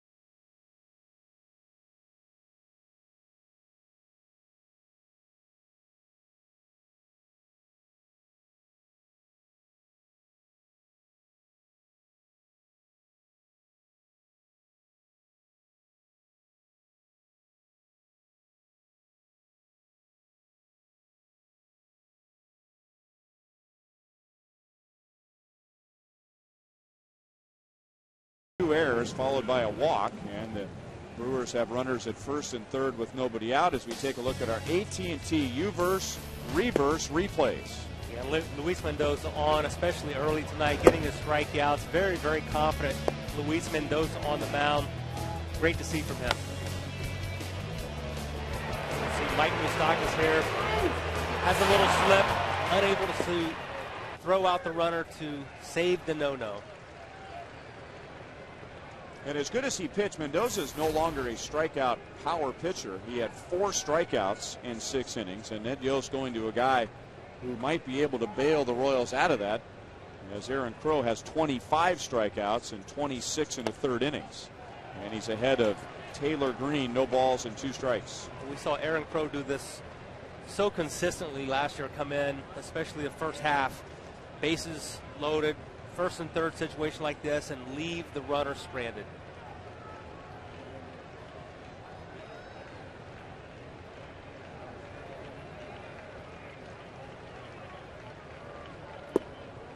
Another nice stop by Quintero. 1 ball, 2 strikes. Royals bullpen had an outstanding series over the weekend in Pittsburgh. Let's look at our Toyota League leaders. The American League bullpen ranks. The Royals have pitched the most innings out of the bullpen. They also have the most strikeouts, hoping that number 200 will come pretty soon. Alex in left field makes the play. Braun coming to the plate, and the throw is in time.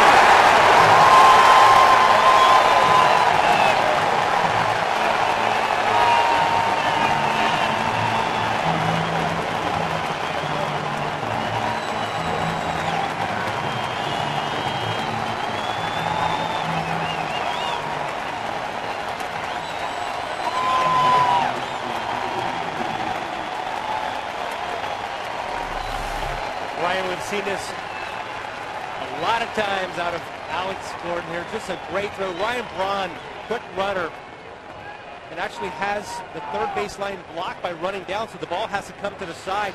Humberto Quintero, a nice job going after the ball, coming back for the tag.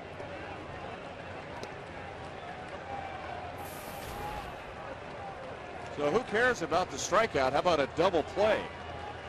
An unconventional double play, but I'm certain that everyone in white uniforms will take it. Now on the play, and a good move by Aramis Ramirez. He tagged up, and he went to second. So now he's in scoring position for Ricky Weeks, who was walked and fouled out, and batting at just 158. 2 balls and 1 strike. Regardless of Ricky Weeks' numbers, hitting 158 on the season, Aaron Crow cannot give in to him in this situation. Got first base open, got another right-hander and Ransom on deck. Make him hit your pitch. 2-2. Another look down the line here. You can see Alex almost on the right field line. 1 hops perfect into Quintero. Nice tag.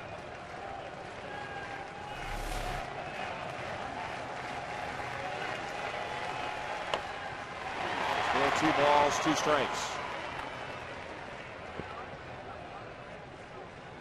Aaron Crow may have gotten away with one on that pitch. Looked like that slider may have backed up a little toward the middle part of the plate. But again, 2 strikes. You want to put him away here, but don't want too much of the plate. You want to see something finishing off the plate in this at bat.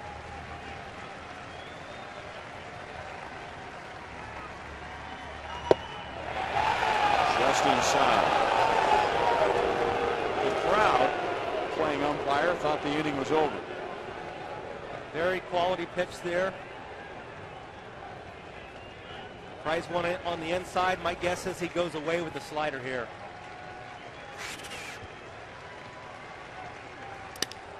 A broken bat, very shallow left center. It will drop. Runner coming to the plate. Here's Dyson's throw, and around the tag is Ramirez to tie the game.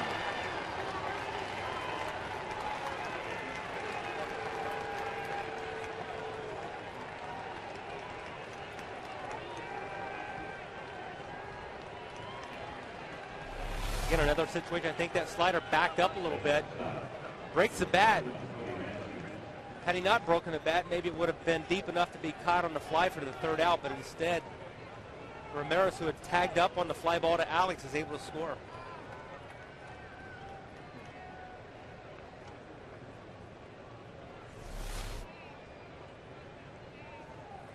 So Ricky Weeks drives in just his 16th run. Aaron Crow made a good pitch, broke his bat, and he was able to muscle it into shallow left center field. So in a roundabout way, the errors and the walk turn into a run. And now Crow is ahead of Cody Ransom, no balls, 2 strikes.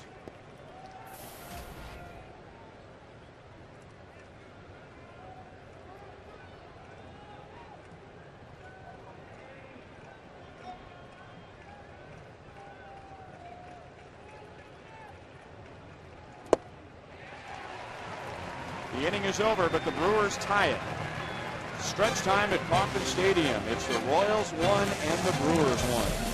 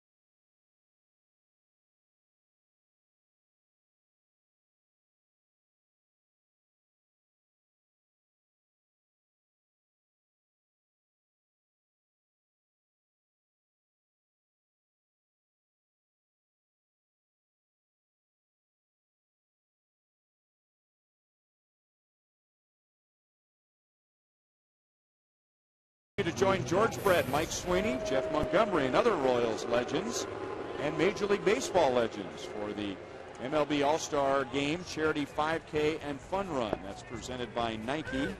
That's coming up on July 8th. It's a family-friendly event. It'll take fans of all ages through an all-star course in downtown Kansas City. Sign up now at allstargame.com/5K.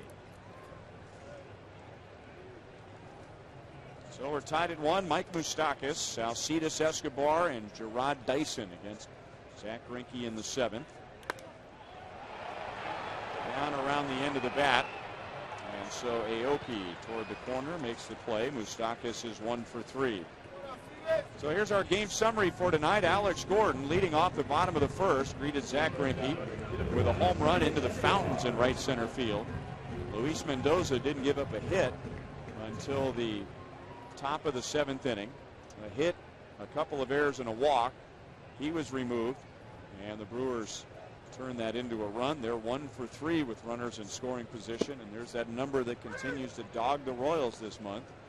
They are 0 for 5 with runners in scoring position, which, you know, if you look at that number, it looks bad, but it could also be a positive number as Escobar hits a ground ball into center field for a 1-out single. How can 0 for 5 with runners in scoring position be a positive number?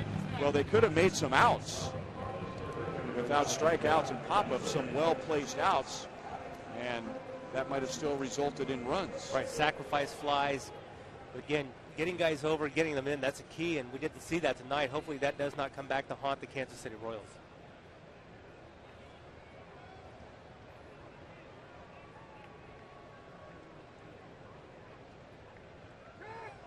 And what we're talking about, if you weren't with us a couple of innings ago, the Royals got a leadoff double and a lucky bounce, literally, from Mike Moustakas in the 5th. The Royals were unable to get him home. And then with 1 out in the 6th, they had runners at 1st and 3rd, but a pop out and a line out to right washed that inning away. And now let's see what the Royals can do with Escobar's 1 out single here in the 7th. Dyson flied to left in the 5th. He struck out in the 2nd.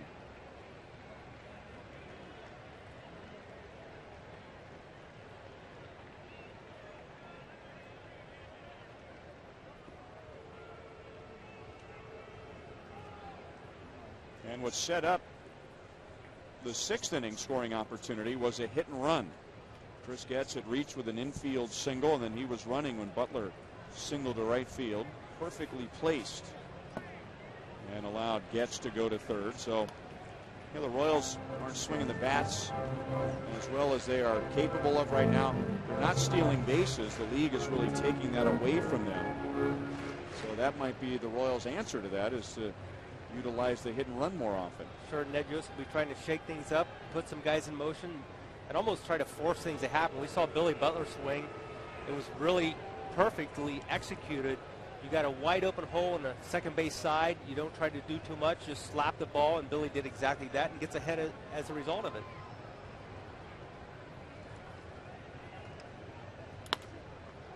To the right side, and Weeks, his only play is to 1st. So it's an out, but the go-ahead run is at second base with 2 down. Here's tonight's AT trivia question. Who were the only 3 pitchers to throw no-hitters versus the Milwaukee Brewers? Well, there's one Royal in there.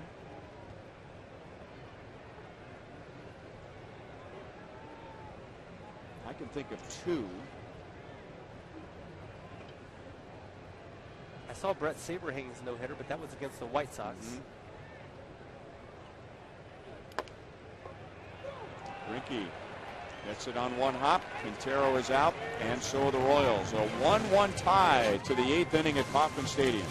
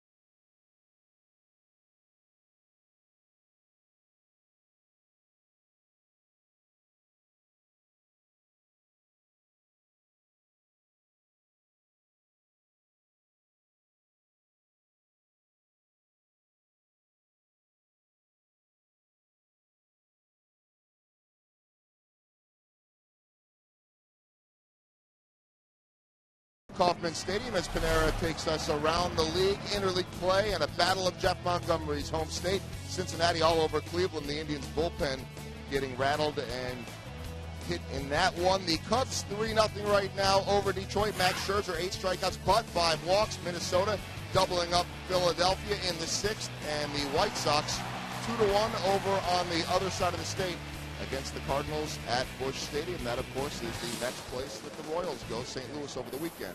Ryan? All right, thank you, Joel. It's another Chevy called the bullpen, and Greg Holland will get the 8th inning, making his 22nd appearance. Luis Mendoza went the first 6, did not give up a hit until the 7th inning.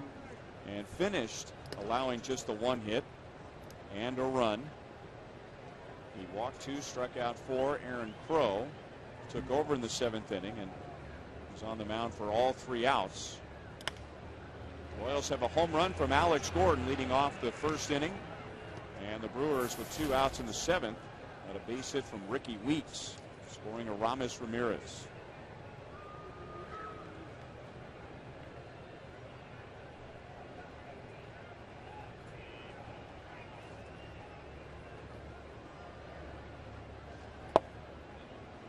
Great pitch at the knees over the outside, 1-2 on Martin Maldonado, who is 0 for 2. Greg Holland coming in, throwing strikes. We're used to seeing that as of late from Greg Holland. Real nice to see him recover from that shoulder injury. I guess the rib injury in the back of his shoulder. Down on strikes. Maldonado is 0 for 3, 1 away in the 8th.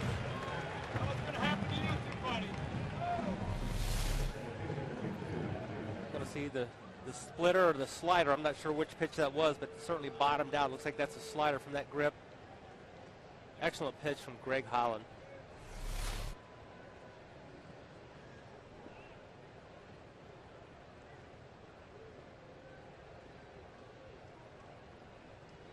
And now he gets Niger Morgan.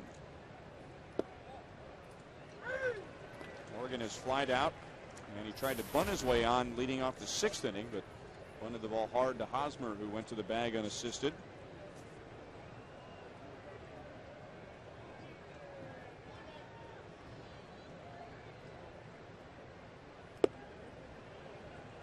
Royals bullpen was outstanding in Pittsburgh over the weekend, despite the Royals being swept by the Pirates. They pitched 10 combined innings in the 3 games and allowed 1 earned run.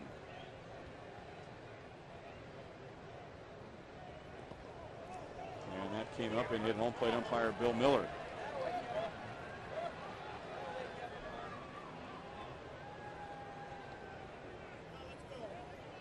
Bill Miller is certainly not impressed with Greg Holland's inability to throw a strike right here.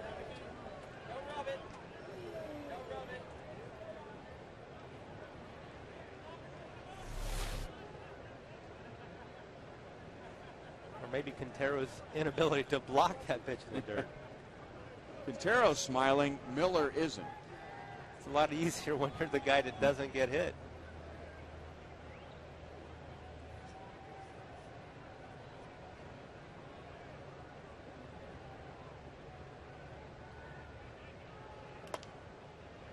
Two and two. Last year the Brewers used a platoon in center field. You don't normally see at a premier position like that a straight platoon, but it worked very well for Milwaukee. Carlos Gomez, who was an underachiever with the Minnesota Twins, a right-hand hitter, hits lefties. Niger Morgan, a left-hand batter, hits righties.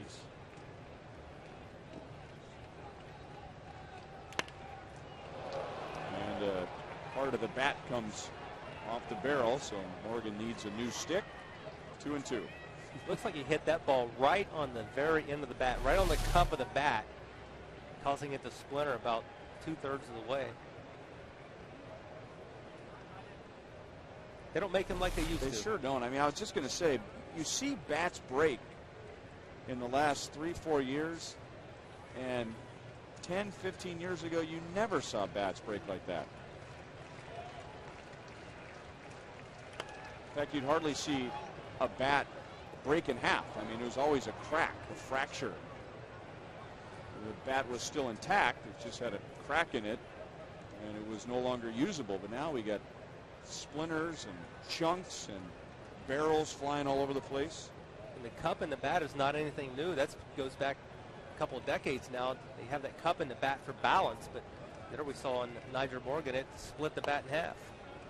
And now he fouls it off of himself.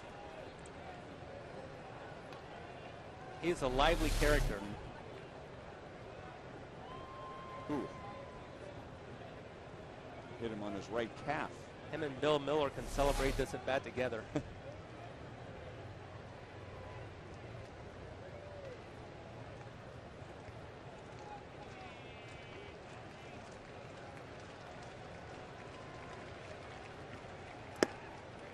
3-2. Top of the order waiting on deck, Corey Hart.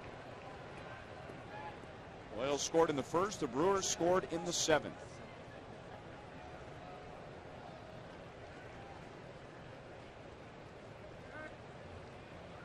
Dr. Morgan really battling Greg Holly. Seen 8 pitches from him already.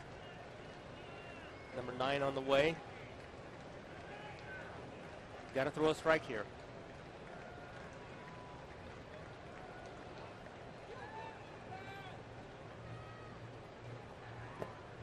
And he does not. Morgan walks with 1 out. And he is a threat to run.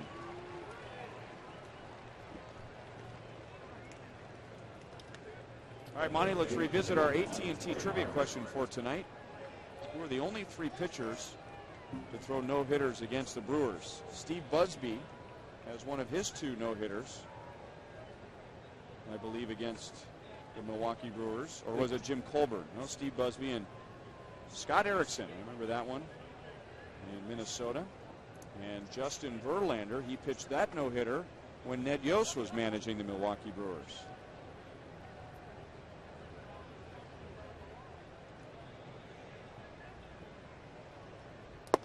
Ned was asked quite a bit about that no-hitter last year because the Royals were the first team to face Verlander after he had pitched his 2nd no-hitter. He had just no-hit the Toronto Blue Jays, and then his next start was against the Royals in Detroit. And so Ned talked about that no-hitter that Verlander threw against the Milwaukee Brewers. It was a game in Detroit. And it was interesting, Ned was saying, I'm not taking anything away from what Justin Verlander did, but there was a big distraction for the hitters. There are a bunch of seagulls. Well, I guess in Detroit they would be lake gulls. And they decided to arrive on Comerica Park, and they were swirling in the sky above center field. So you've got enough difficulty trying to hit Justin Verlander, and then the added challenge of trying to pick the baseball out of a flock of gulls in the outfield.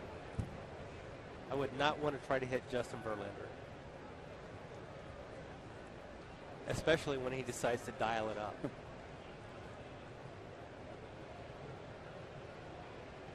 We just got done facing a team over the weekend that Verlander nearly no-hit this year, the Pittsburgh Pirates, and they broke that up in the 9th inning. That is through the hole on the left side. Corey Hart is 1 for 4. And now the Brewers have 2 on with 1 out.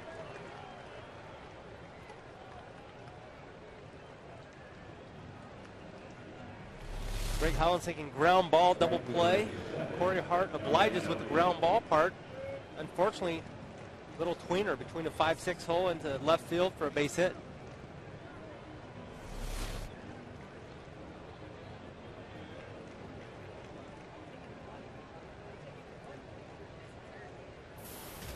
And now Norichika Aoki. He goes by Nori. 0 for 2. He was hit by a pitch in the 4th inning.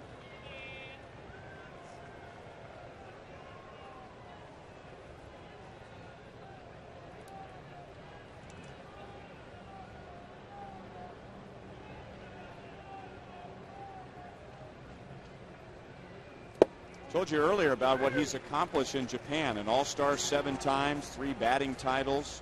He was the Rookie of the Year in 2005. He won 6 Gold Gloves. He's also an excellent hitter against left-hand pitching. And the Brewers for a long time this year had a bench full of left-hand hitters.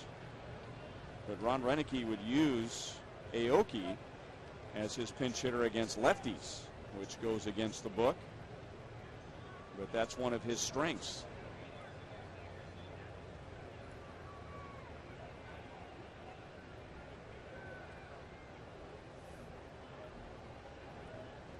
Doesn't have much power. 3 home runs. But on Thursday against the Cubs in Milwaukee, he did this. A little walk-off piece against the Cubs, making the Brewers a winner. And then the pie, not only for Aoki, but his translator get a pie in the face.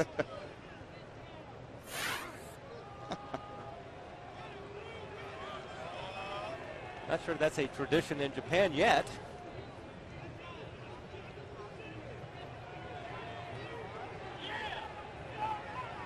Speaking of walk-offs, I don't think the Royals have a walk-off victory to their credit this season.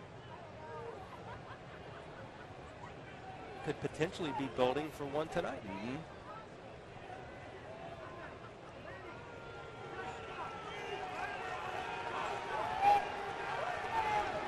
And now Bill Miller is getting into it with somebody in the Brewers dugout.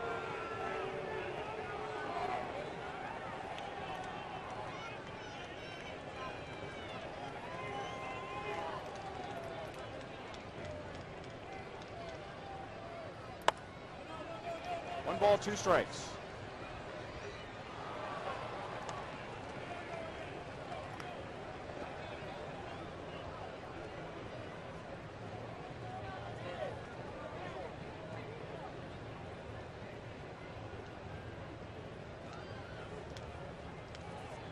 With one out, Morgan walked, and Corey Hart singled.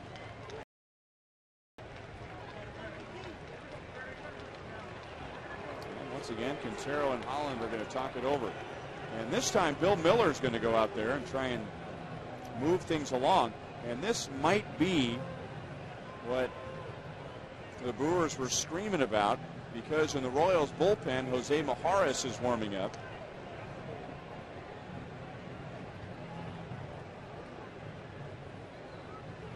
So Miller's a little proactive this time around. This copyrighted telecast is presented by authority of the Kansas City Royals and may not be reproduced or retransmitted in any form. And the accounts and descriptions of this game may not be disseminated without the express written consent of the Kansas City Royals Baseball Corporation.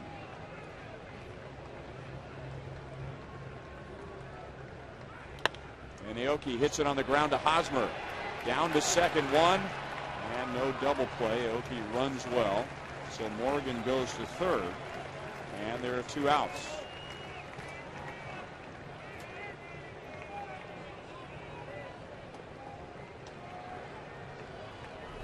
Greg Holland again getting the ground ball. Eric Hosmer playing back, not protecting, unable to get the ball to Alcides Escobar in time to turn the double play.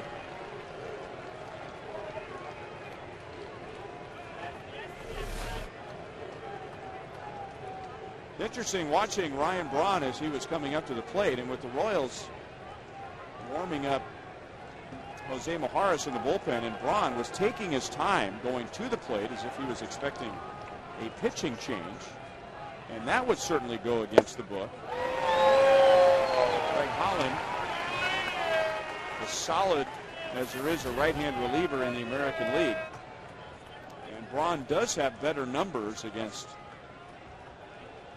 right-hand pitching than he does left-hand pitching, but that would have been a big shock had Ned Yost brought in Jose Mijares and take out Greg Holland to face Ryan Braun. But Braun was going up there, and he was eyeing the Royals dugout the whole way as if he was waiting for Ned Yost to come out and make the change.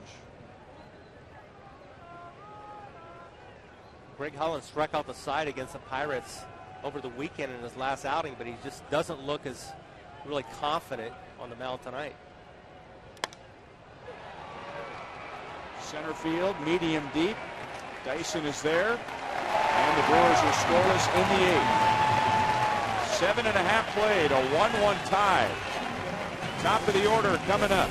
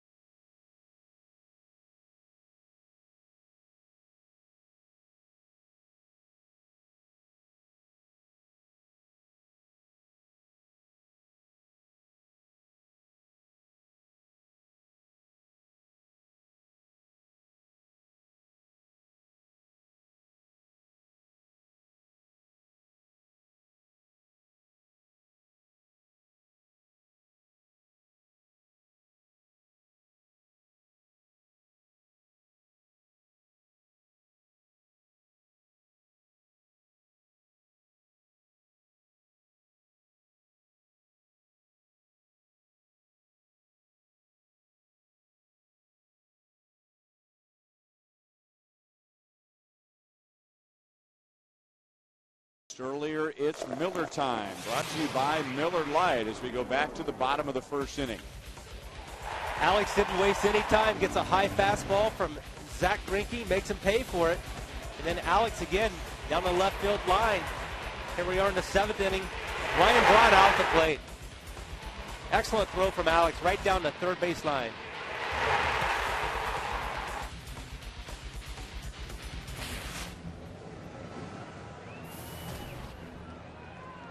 And now the Royals are into the Brewers bullpen.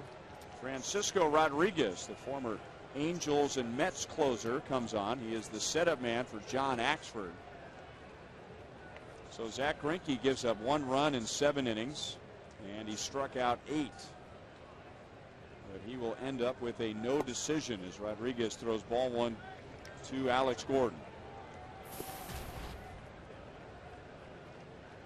The home run for Alex was his first since April 27th when he homered against the Minnesota Twins. So he had 4 home runs in the season's first month and then went homerless the entire month of May.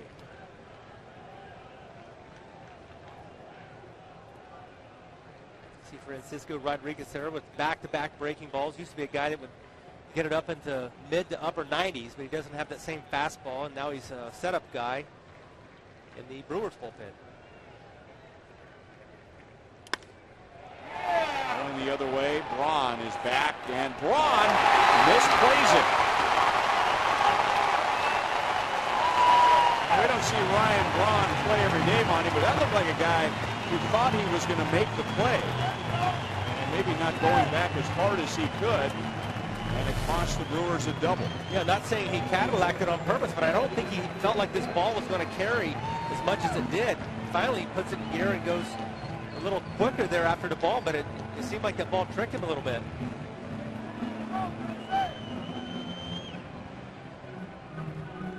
Easy double for Alex to lead off here in the bottom of the 8th inning.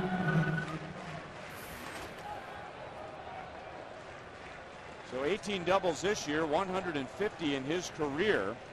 And now, once again, the Royals have a runner at second, nobody out, as they did in the 5th. The Brewers think that Chris Getz is going to bunt. And he gets it down, a good one. Rodriguez will run to the line and tag him out. So Getz getting the job done. Alex Gordon's at third with 1 out.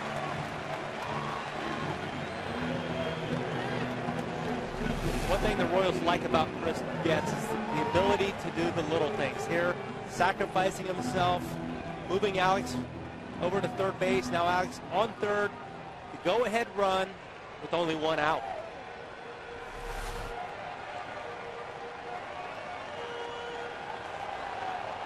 The Brewers will bring the infield in.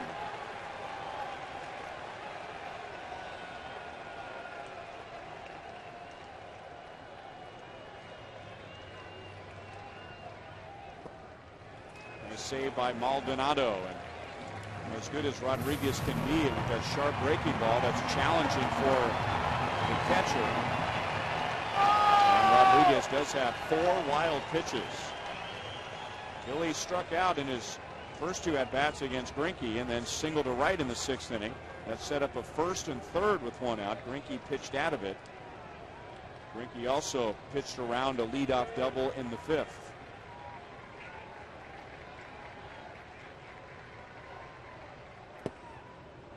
Fastball that missed the target and confused Maldonado, so he's going to go out and talk it over with Rodriguez. 1 ball, 1 strike. The Royals 0 for 6 tonight with runners in scoring position. They don't need a base hit right here. A fly ball to the outfield would get Gordon in from third. Well, Billy Butler, the guy you want to play in this situation. He can handle the bat so well. He uses the entire field.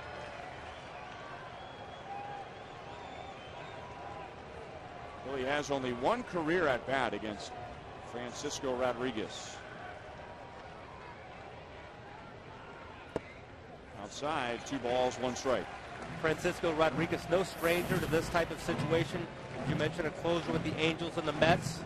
In fact, he saved 62 games in 2008, so he's been to the hill in this situation many times before. And that was the major league record. 62 saves. And Billy into center field to put the Royals in front.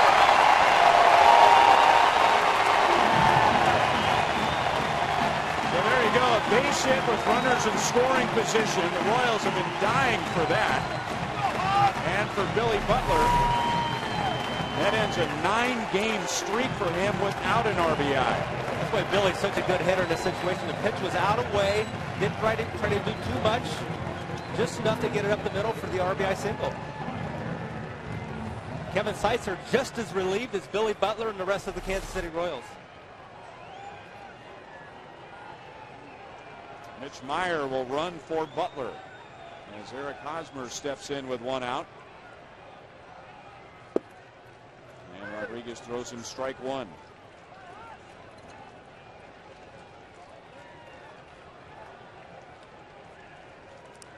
So a well-hit ball by Alex Gordon, and what appeared to be a misplay, a misjudgment, poor judgment by Ryan Braun in left field turns into a run. 1 ball, 1 strike on Hosmer.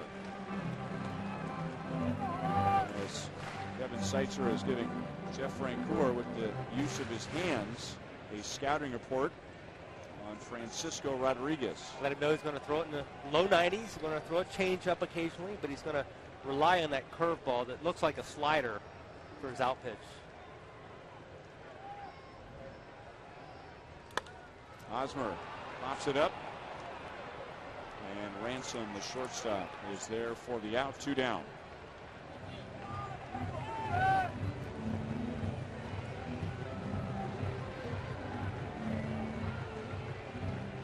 There's Alex having quite a night in the field. Scored both the Royals runs. It's a happy Alex Gordon.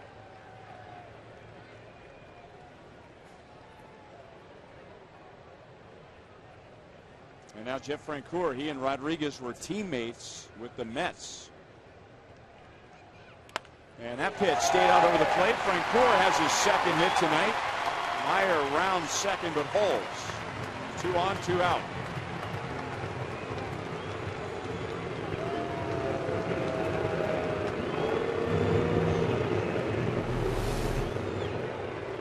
Once again, Frenchie going out, not trying to do too much, not pulling off the ball. Hit it where it's pitched. He's done a really nice job twice tonight of that.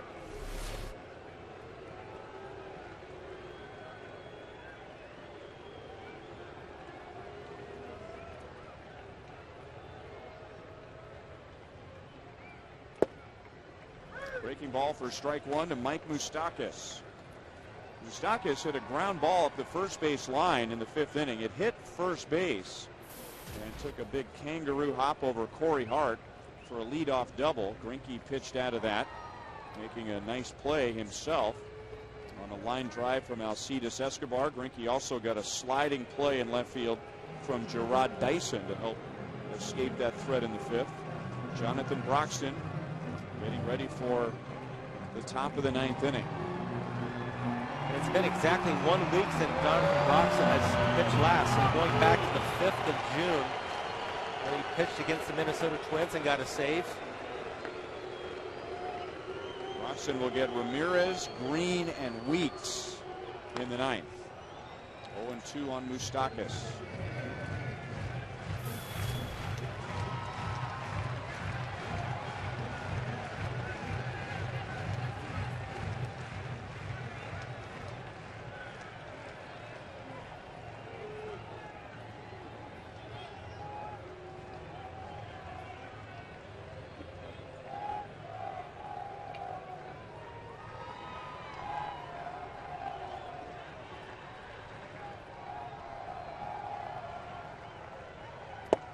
Got him looking at a fastball. Royals get a run in the 8th. Billy Butler had gone 9 games without an RBI. He drives in Alex Gordon. The Royals lead 2-1 into the 9th inning.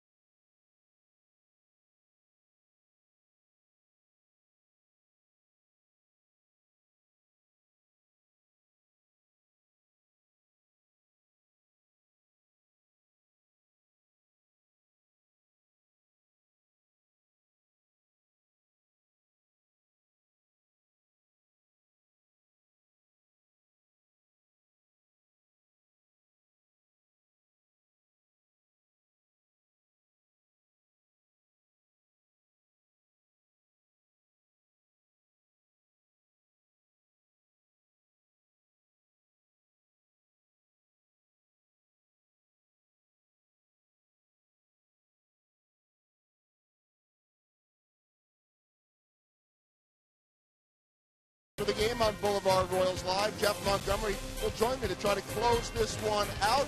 We'll be talking about the Royals finally delivering with a key hit, and how about the pitching matchup and the performances, not just of Zach Greinke, but of Luis Mendoza. That and much more coming up after the game on Boulevard Royals Live, and looking forward to tomorrow's game. We'll get you ready for that and the broadcast auction. But now, the bottom of the ninth, here's Ryan. All right, thank you, Joel, and hoping that Boulevard Royals Live comes up very shortly as Jonathan Broxton comes on in the ninth. The Brewers have Aramis Ramirez, Taylor Green, and Ricky Weeks. Ramirez scored the Brewers' run in the 7th inning, coming home on a Ricky Weeks 2-out single. That tied the game at 1. And Broxton misses inside for ball 1. Royals scored in the 1st on the Alex Gordon home run. And then nobody scored until Ramirez came home in the 7th. Royals just regained the lead in the bottom of the 8th. Billy Butler driving in Alex Gordon.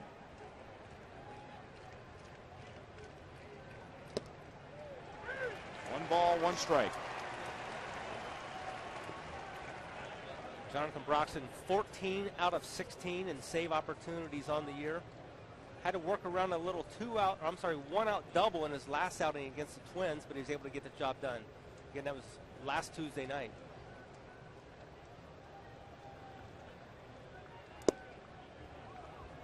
Two balls, one strike. Yikes. Ramirez is 6 out of 8 against Broxton. Only one of those hits is an extra base hit. And he also has a walk. 4 RBIs coming with those 6 career hits. I can assure you both players are very aware of those numbers.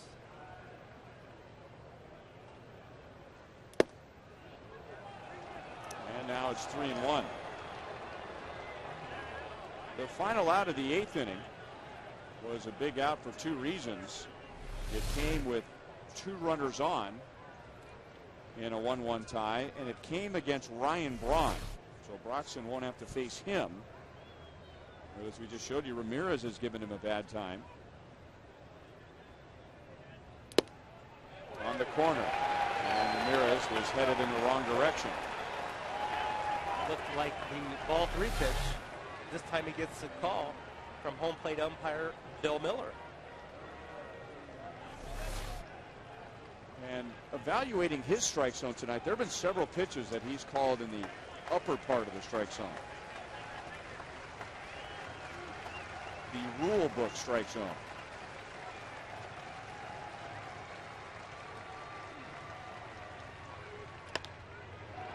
Another base hit for Ramirez against Broxton.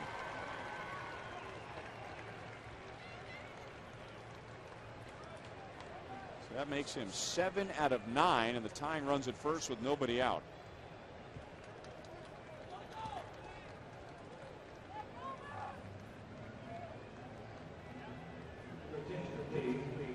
And now Ramirez is out. Carlos Gomez is in.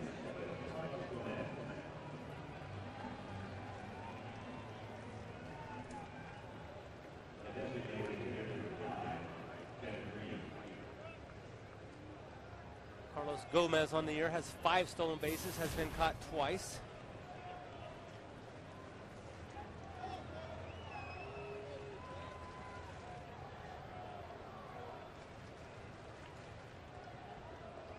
Taylor Green is 0 for 2. And in one of his at-bats, he hit into a double play with a fly ball to left field, and Alex Gordon throwing out Ryan Braun at the plate.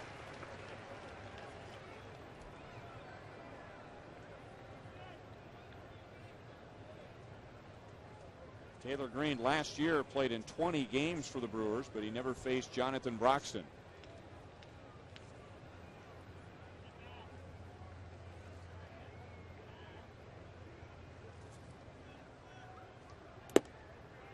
One and one.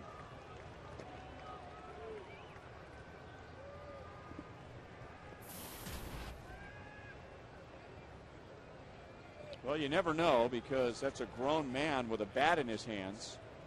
But Green is hitting .233. After him, Ricky Weeks hitting .162. After him, Cody Ransom hitting .219.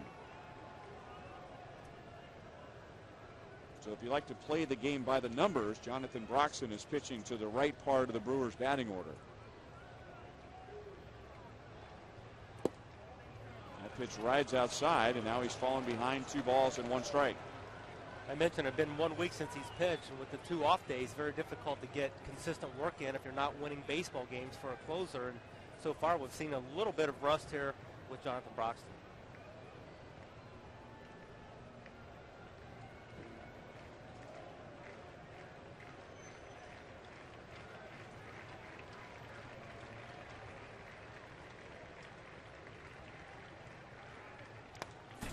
Two and two.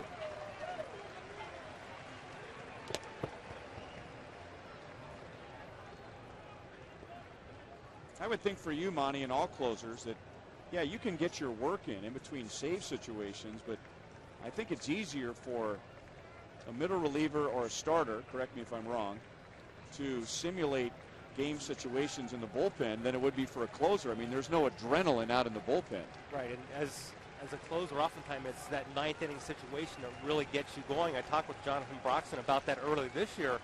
Having seen his radar gun numbers in the low 90s in spring training, he said, well, I just need to have the situation. And now we are seeing him more consistently, in the mid to upper 90s. So it's the adrenaline that, he requires this game situation to get his velocity where it needs to be. Boy, he just put the throw right on the bag, and Gomez barely got back.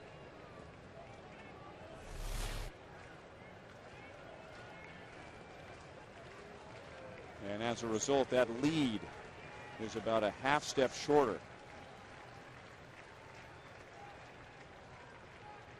And over there again, and once again close.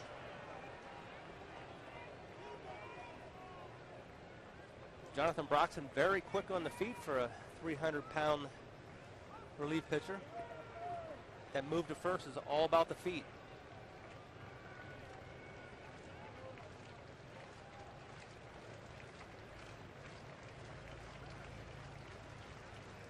Now Gomez runs, swing and a miss. Didn't get it.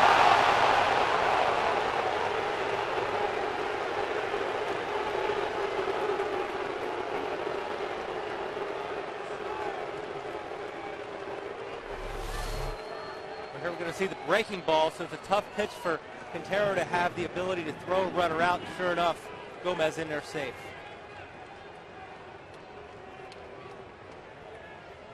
Well, you wonder if Escobar might have been better served to keep his glove on Gomez and maybe help him off the bag as he went sliding through. And look, his foot might have come off the back end, but he tried to apply the tag and took his glove away to try and show the umpire. Exactly.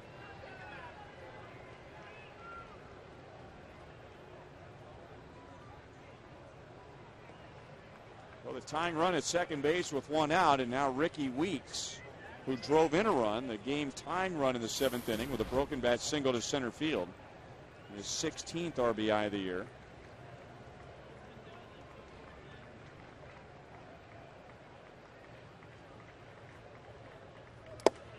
Outside for ball 1. Now we see the 97-mile-an-hour fastball with the runner on second in scoring position. Here in this situation, the fastest pitch we've seen out of Broxton tonight.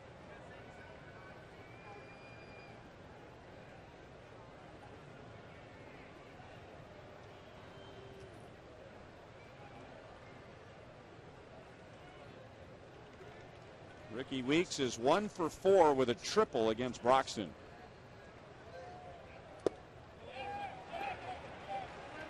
No swing, 2-0. We'll take another look at Carlos Gomez attempting to steal second base. We're going to see Alcides Escobar coming up with the ball clean. Gomez goes about a foot past the bag.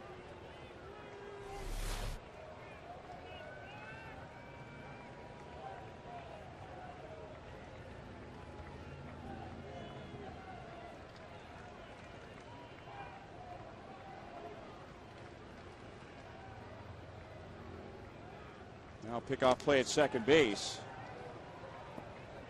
Trying to keep Gomez close, make sure he doesn't try and go to third. That's a timing pickoff where the second baseman and the pitcher know that Getz is going to be on second base. As the pitcher comes set, he's going to turn toward home and a 1/1000 turn and throw to second, and gets us right there.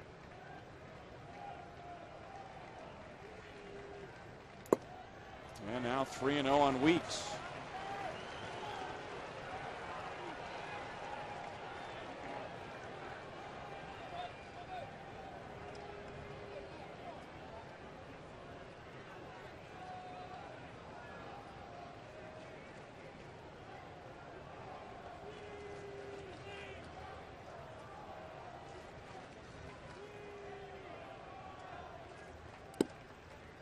On the corner, second time a Brewer in this inning has thought that pitch was ball 4. 3-1 on Weeks, who despite his low average has been able to squeeze out 39 walks, and that's in the top 5 in the National League. He has also struck out 72 times. That is second most in the National League. Up the middle. Gets, backhands, jump throw, and Hosmer saves it. Boy, that looked like an easier play for Escobar, but Getz was just moving in that direction. Well, that play would have been a much easier play for Alcides Escobar. Looks like he would have gotten there for sure. Chris Getz makes a throw. Eric Hosmer luckily comes up with the ball here, because if that ball gets by, Gomez scores easily.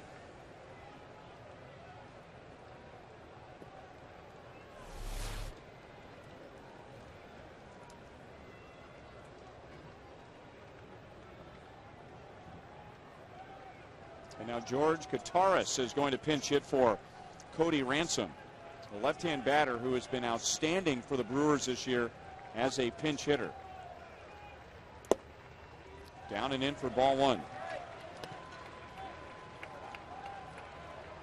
Now altogether this year, Kataris is hitting .241, but as a pinch hitter, he's hitting .385. 10 runs driven in this season, 5 as a pinch hitter.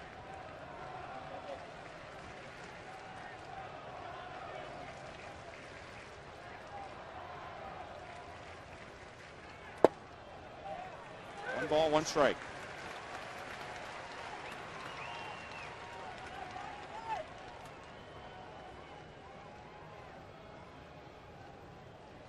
Well, if Broxton can get the Royals out of this, the play of the game might be the scoop that Hosmer just made on a very difficult throw from Getz.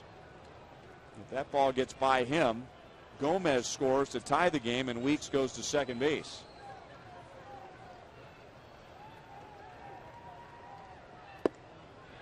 One and two. Instinctively, it's hard for a player like Chris Getz not to go ahead and take charge there and field that ball, just like a pitcher when that high chopper is up over the mound and you see the pitcher deflect it so many times, when the shortstop would have had such an easy play. But instinctively, for an athlete, you want to try to make that play when you have a chance. Just did not work out for Getz tonight.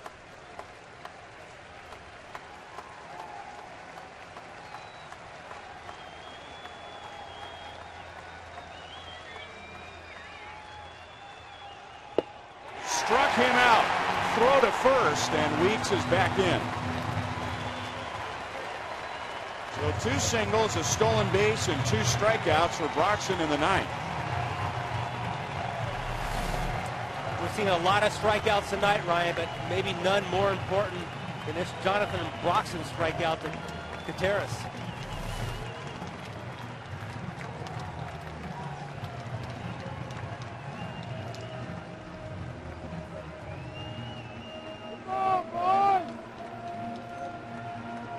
Renicky is going to go to his bench again, and scheduled to hit was his catcher Martin Maldonado, but he's going to go with another left-hand batter, and this will be Brooks Conrad. Now Conrad has been the exact opposite of Kataris. He is 0 for 11 as a pinch hitter with 7 strikeouts.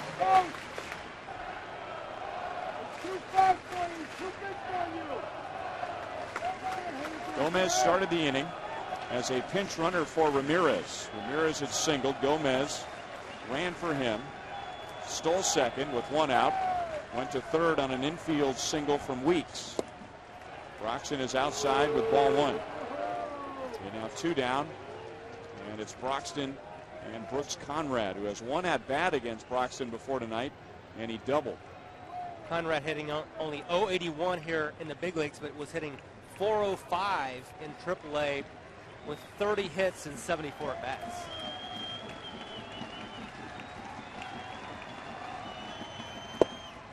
One ball, one strike.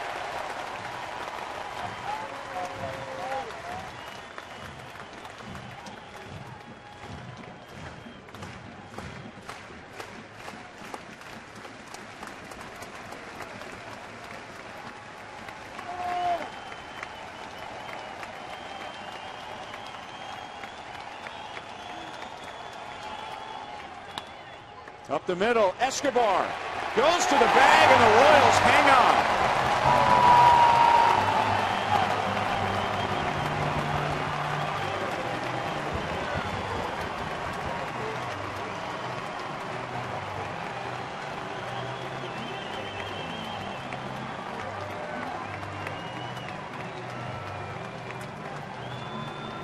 Well, we started looking at this game about a week ago on the calendar, when it appeared as though Zach Greinke would start tonight. And it was a bit of a letdown, to be perfectly honest with you, when Felipe Paulino went on the disabled list. We were looking forward to Paulino and Greinke. But Paulino went down. Luis Mendoza filling in, and he did more than that. He goes 6 innings. He gives up 1 run, 1 hit. The bullpen picks him up. 3 scoreless innings from Aaron Crow, Greg Holland, and Jonathan Broxton. So the Royals do not have a big night on offense, but they get just enough, and they take the game 2-1. And scoring in the bottom of the 8th to take the lead, and the two main characters in that inning are standing by with Joe Goldberg. Well, Ryan, that's right. They got it done in the 8th inning as Billy has the RBI. Alex scores the run. Both of you facing a longtime teammate in Zach Greinke. Alex, first off, what was it like to face Zach, and what was it like when you opened the game with that home run? Well, we just came off a tough road trip, so, we knew we were facing Greinke. We knew we had